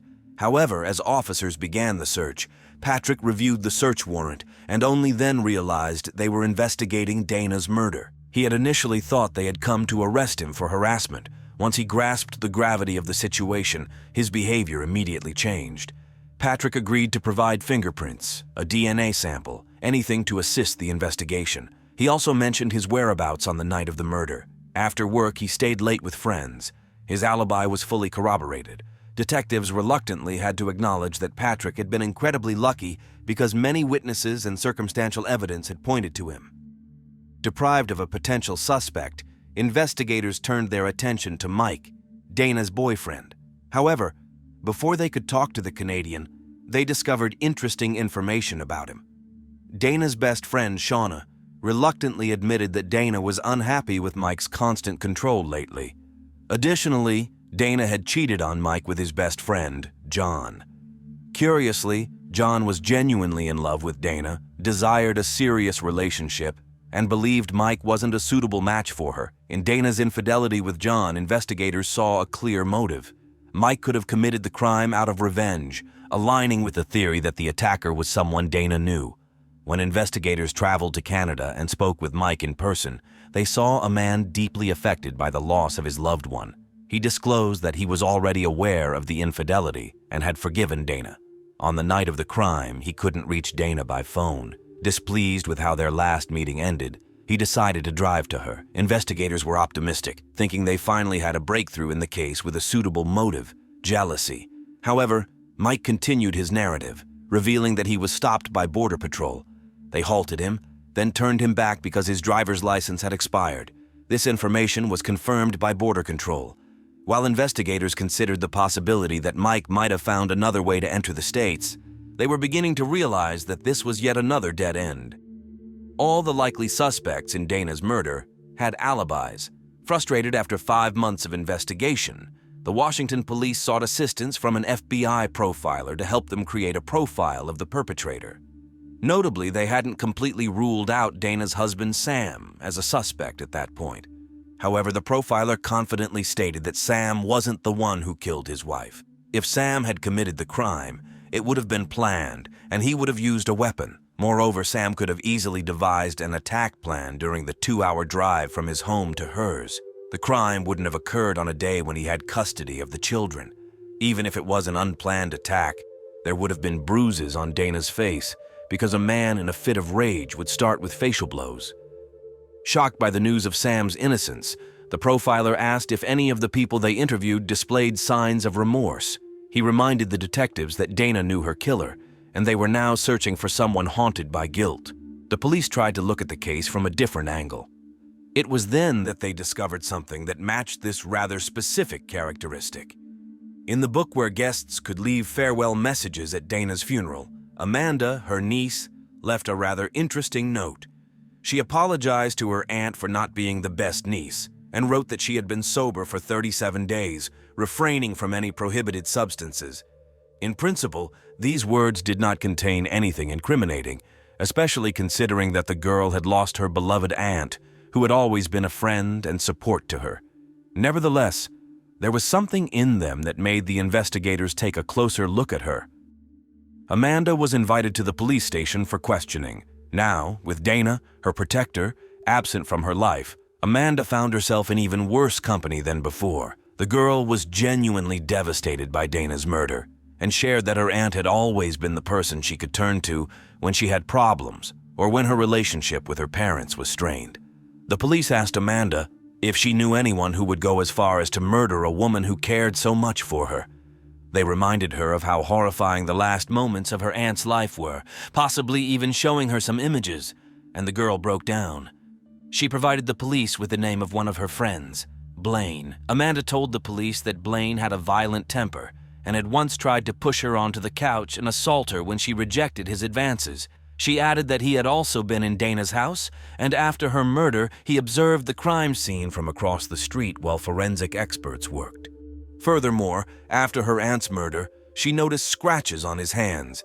Digging into Blaine's past, the police found that he had a history of various offenses. They were eager to talk to him, but there was a problem. Blaine had disappeared. He was living in a southern state, making extradition difficult, and he showed no willingness to cooperate voluntarily. Trying to find a way to question him, the detectives decided to start with interviewing his friends. This led them to his friend, who happened to be in jail at that time. When they explained that they wanted to question Blaine as a suspect in Dana Laskowski's murder, the friend exclaimed, "Wait, Blaine didn't kill Dana. Emily killed Amanda's aunt." Emily, Amanda's close friend who frequently visited Dana's house. The friend added that there was no doubt that Emily did it. They had long nicknamed her Mutant because of her inhuman strength. Emily could defeat anyone in arm wrestling, and her favorite move involved a grip that allowed her to practically choke her sparring partner. It was at this point that investigators realized they had overlooked a potential suspect who stood at only 158 centimeters tall and weighed 54 kilograms. The police brought Emily to the station. She was clearly not inclined to cooperate. She behaved overly confidently, was rude to the police, and when they listed all the witnesses pointing to her, she became furious and declared that she had nothing to do with the crime. She couldn't provide an alibi either. The police obtained a search warrant for her residence, where they found a blouse stolen from Dana. Apparently, Blaine's friends had pointed them to this detail. They revealed that Emily not only stole the blouse, but also appeared in it at Dana's funeral. In Emily's apartment, the police also found the girl's diary containing several intriguing entries. Firstly, Emily wrote about Amanda, stating that she could strangle that wretch, just like her aunt. Secondly, the girl had a to-do list for her life, and among the 10 various points, one stood out: kill someone and not get caught. These entries provided a kind of admission and motive, but the detectives understood that this was not sufficient for a confession. Moreover, any defense attorney could easily challenge such evidence. What a 17-year-old girl wrote in her diary might not be taken seriously in court. The police needed to get Amanda's confession. They invited the girl to the station again, this time directly accusing her of leading them astray several times and threatening to charge her as an accomplice. Under pressure, she revealed everything. On the evening of August 30th, when they went to her aunt with Emily, they were under the influence of illicit substances.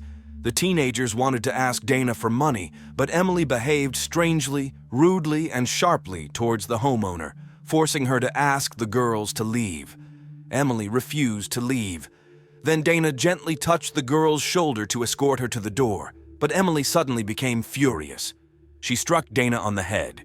Interestingly, this detail was not reported by the media, so Amanda could only have known it if she had truly witnessed the murder. After that, Emily applied a choking technique, just as Blaine's friends described. She used a scarf to strangle Dana, showing no intention of stopping. Amanda turned away, unable to watch what was happening.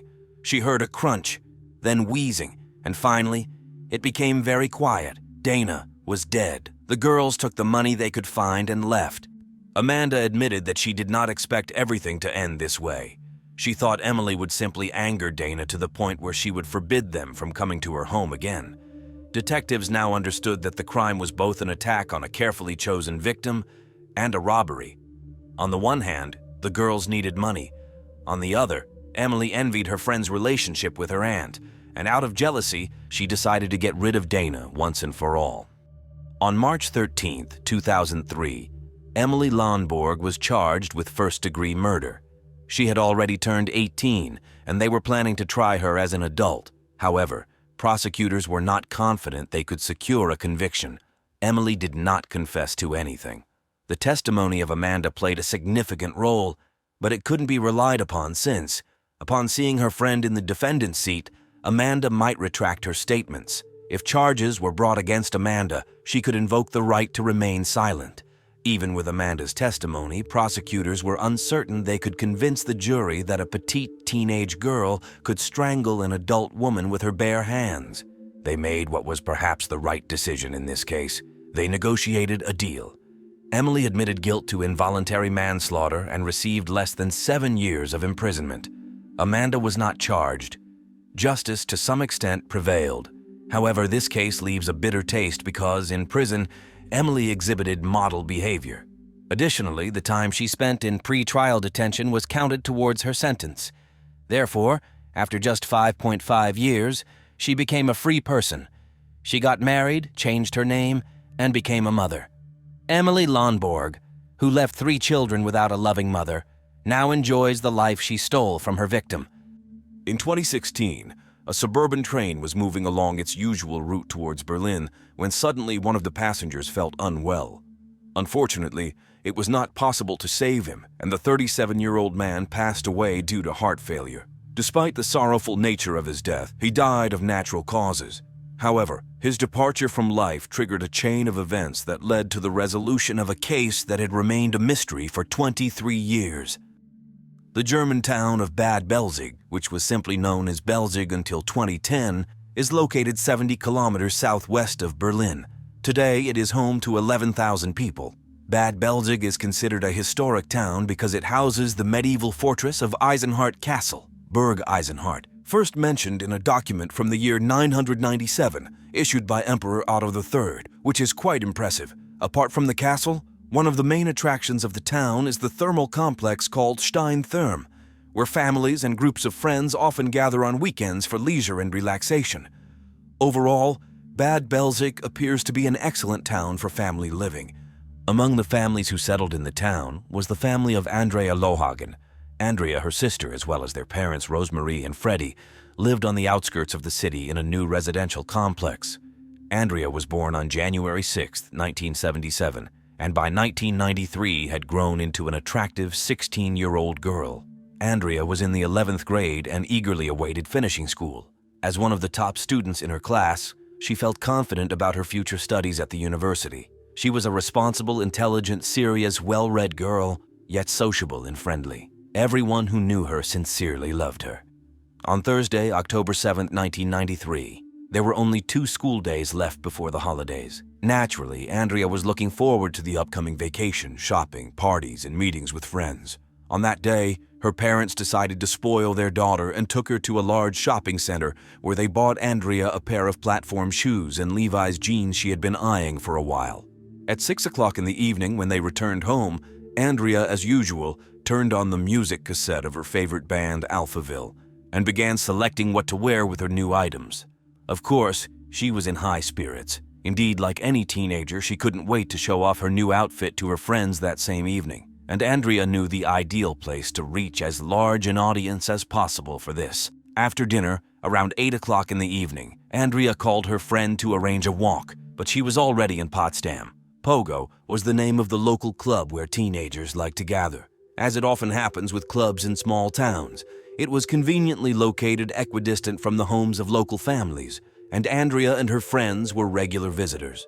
Pogo was a 15-minute walk from her home, and considering the short distance, the girl often walked instead of waiting for the bus. She hadn't learned to drive a car yet. Moreover, in a small town, she felt safe walking alone in the evening, and her parents were not afraid to let her go out alone. Besides, in the evening, the likelihood of not meeting anyone on the way was higher than encountering someone unfriendly.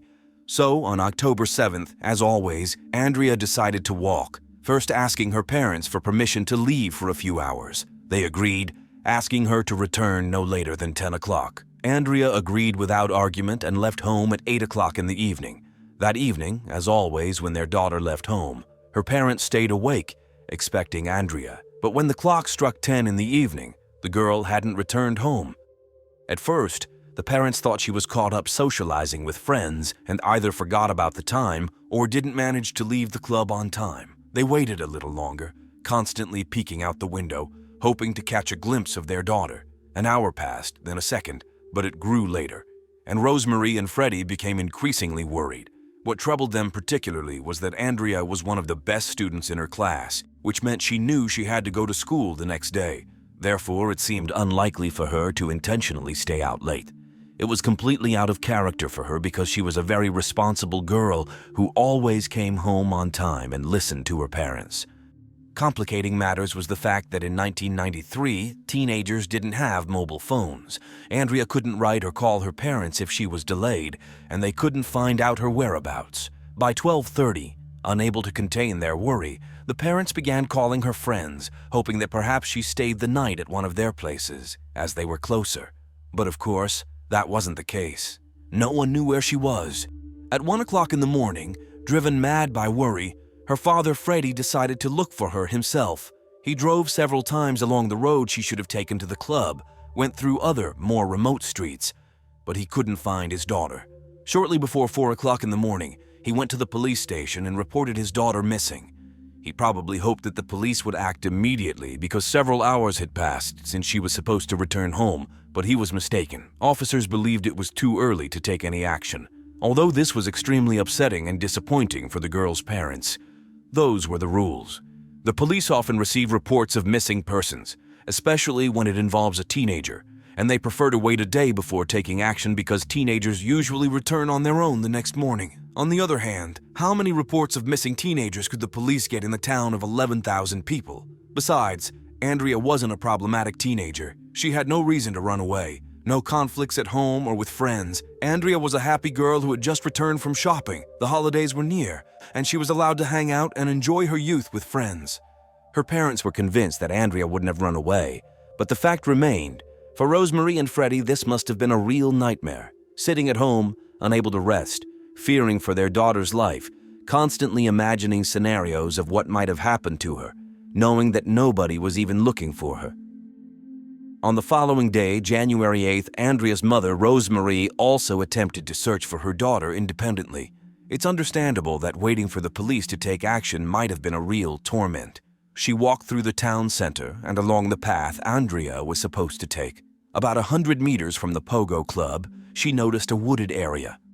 Interestingly, this plot belonged to the grandfather of Andrea's former boyfriend, a boy a little older than her, from whom she had parted ways just a few weeks before her disappearance. While exploring this area, the girl's mother stumbled upon a hut where she found a mattress and a hand towel lying around.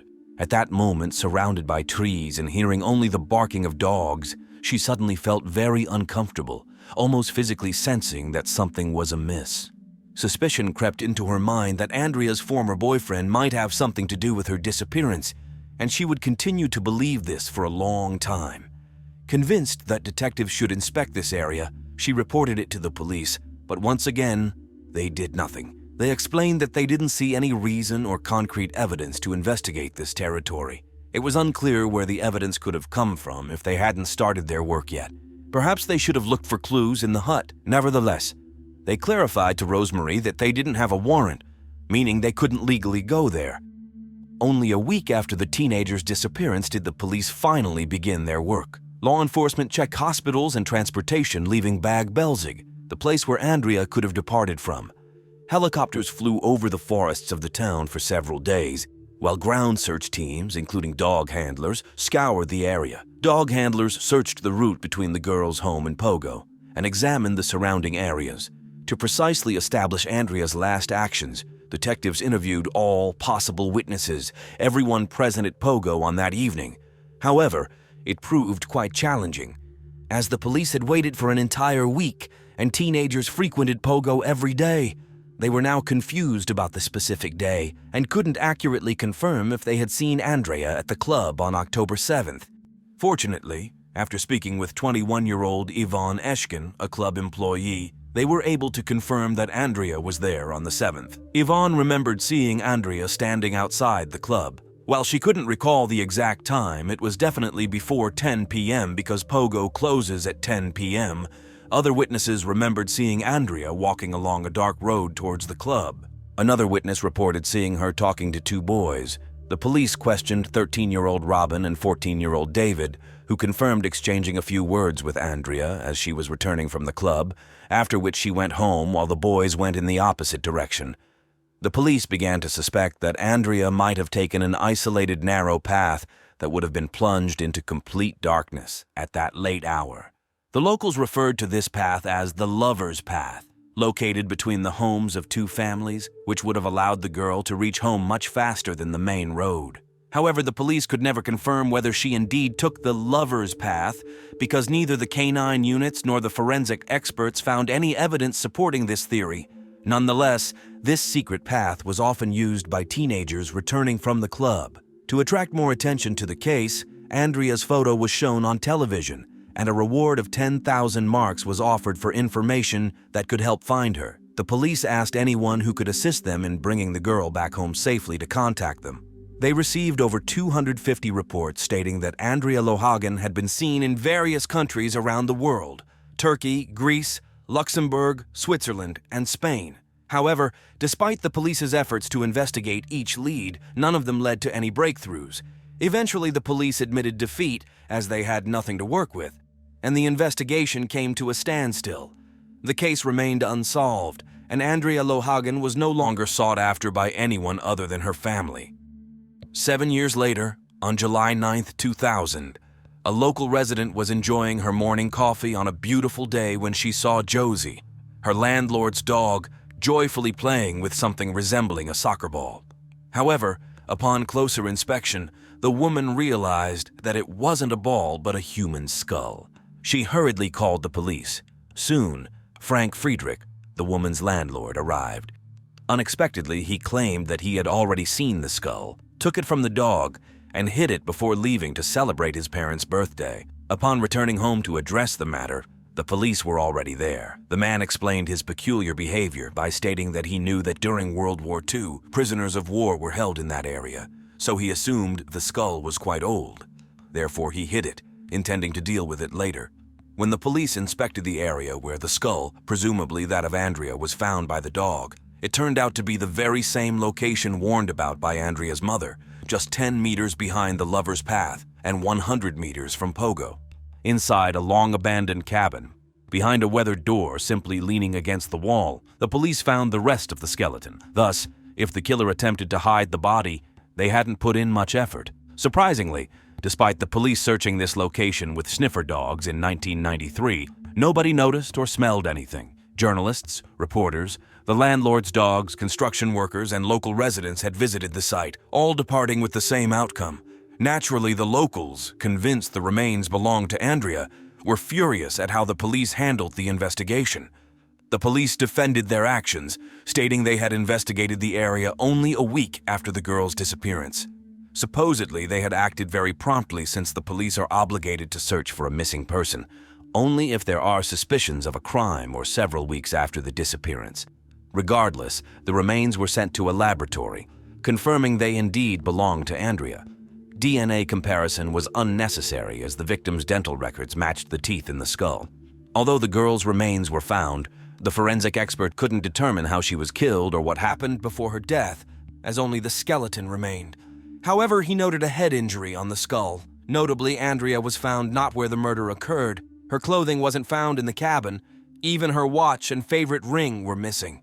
To this day, it remains unknown whether this implies the victim was assaulted, causing her clothes to be removed, or if they were taken to conceal evidence. If the latter is true, the perpetrator's actions seem senseless because the body wasn't even hidden. With the discovery of the remains, the case was reopened, but it was now a murder investigation for Andrea Lohagen.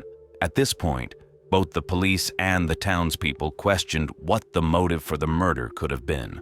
They were especially troubled by the fact that the lover's path, near where the body was found, was only known to a limited number of locals, suggesting the killer lived in Bad Belzig and possibly was still among them. However, despite this breakthrough and a reward of 5,000 euros for any information, the police still lacked substantial leads, leaving the case unsolved for many years.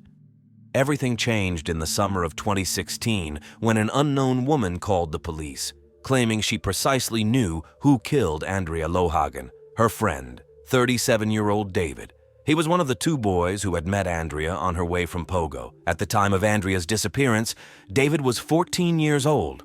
As an adult, David was a loner who enjoyed solitude, struggled to hold a job due to alcohol and substance abuse issues, and this lifestyle undoubtedly led to health problems. The woman who called the police explained that the reason she decided to share this information was that David had died in the same year, 2016. He was on a train to Berlin when he suddenly fell ill and passed away due to natural causes. It is unknown how long this woman had been holding on to this information. David left no other confessions. The only evidence hinting at his guilty conscience was a dark post on a social media platform. In the photo, a man wearing a shirt with the inscription "Wanted" is seen holding a small child. Underneath the image, he wrote, "You can do the right thing 1,000 times, but make one mistake, and you're worthless." The police tried to learn from David's mother what she knew about the matter, perhaps if her son had confessed to her about the crime. However, she was reluctant to speak with the officers. After all, she still lived in the same town where Andrea went missing and where her family resided. Eventually, she admitted that her son had told her they and a friend had planned to rob Andrea, but everything went wrong and Andrea was killed. That was all she knew. The woman who called the police added that at the time of David's murder, he wasn't alone. He was with his then 13-year-old friend, Robin. In 2016, 36-year-old Robin lived in Tyrol, Austria, with his wife and 2 children, worked on a dairy farm, was very quiet, friendly, and spent evenings at home. He was so secretive that his colleagues only learned about his wedding after he decided to change his surname following the marriage. Robin was questioned on October 27, 2016, but since he was 13 years old at the time of the crime, he was questioned only as a witness, not a suspect. Law enforcement couldn't imprison him, even if he confessed to the crime, as he was below the age of criminal responsibility at 13. Of course, this doesn't seem right. If you understand how to take someone's life, you should be punished in some way. During the conversation, Robin didn't deny David's involvement in the crime, but asked for the opportunity to discuss his own participation after speaking with his family. He was allowed to go home and was given a new date to return to the station for further questioning. However, police soon realized that Robin's desire to talk to his family wasn't the real reason for refusing to speak with them. It was merely an excuse to leave the station. Indeed, just a few hours after returning home, he left again. But before that, he left a farewell note for his wife.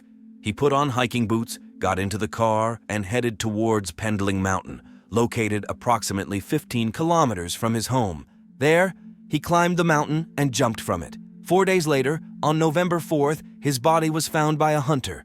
In the note to his wife, he didn't explain anything, just bid farewell. The police chief later mentioned that when the detectives spoke with Robin, they explained to him that he wouldn't face any problems, no prison sentence. They just wanted to know why he did it. They wanted Andrea's parents to get answers to the questions that had tormented them for so many years. But Robin decided otherwise. It was undoubtedly difficult for Andrea's parents to come to terms with his departure. With his departure, their last chance to find out the motive behind the murder disappeared. What happened just before Andrea's death and how exactly she died.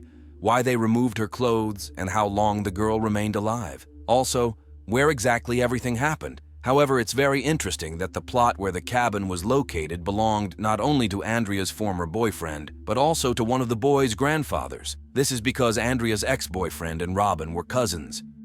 David and Robin were troublesome teenagers well known throughout the town. They were often seen smoking or drinking alcohol. Soon they embarked on a series of burglaries, after which they served time in juvenile detention. So, it couldn't be said that they were kids whom no one could suspect of anything. But murder is something much more significant than breaking into someone's house and stealing valuable items. Detectives spoke with the boys soon after they, as later revealed, killed Andrea. At that time, they were not suspected of anything. They were just witnesses. But one can't help but wonder, if you're 13 or 14 years old and you've just committed murder, how composed will you be when the police come questioning you? The detective who interacted with them in 1993 recalls that they were calm and rational. However, they asked various strange questions, like what it's like to be in juvenile detention as a murderer. Additionally, when the detective went to one of the boys' homes, he saw a cassette with inappropriate films on the table. Moreover, when he asked each of the boys to clarify where they met Andrea and which road they took afterward, their statements differed. Nevertheless, the oddities in the boys' behavior and the discrepancies in their statements were not sufficient to accuse them of anything. Certainly, there are many cases where investigators did not hesitate to pressure teenagers and interrogate them for hours on end in pursuit of a confession, but not in this case. Perhaps the police didn't want to interrogate and pressure David and Robin for long, considering their age. Although the police officially closed the case, Andrea's parents are not convinced. They suspect that a third person was involved in the murder. Freddie, the girl's father, couldn't believe that 2 young boys committed such a heinous crime without the help, guidance, or at least the influence of an adult or someone older than them. Rosemary and Freddie are convinced that they had assistance. Andrea's mother's intuition has proven right before. What if her intuition isn't wrong this time? It was a completely senseless and cruel murder, and even before the killer's death, they did not alleviate the suffering of the victim's parents. Shortly before Andrea's death, she wrote an essay titled The Tale of Happiness. Andrea narrated an encounter with an old man who told her, "I worry about you because you seem so sad." He promised to grant her 3 wishes. The first was a journey at 16, and the second was a happy future. Andrea, being prudent, didn't want to waste the 3rd wish, explaining, "Who knows what will come after, as I am already happy." However pitiful an existence the killers might lead, even if they remembered the crime they committed every day, they could move on. But for Andrea, who loved life so much, hers was taken away.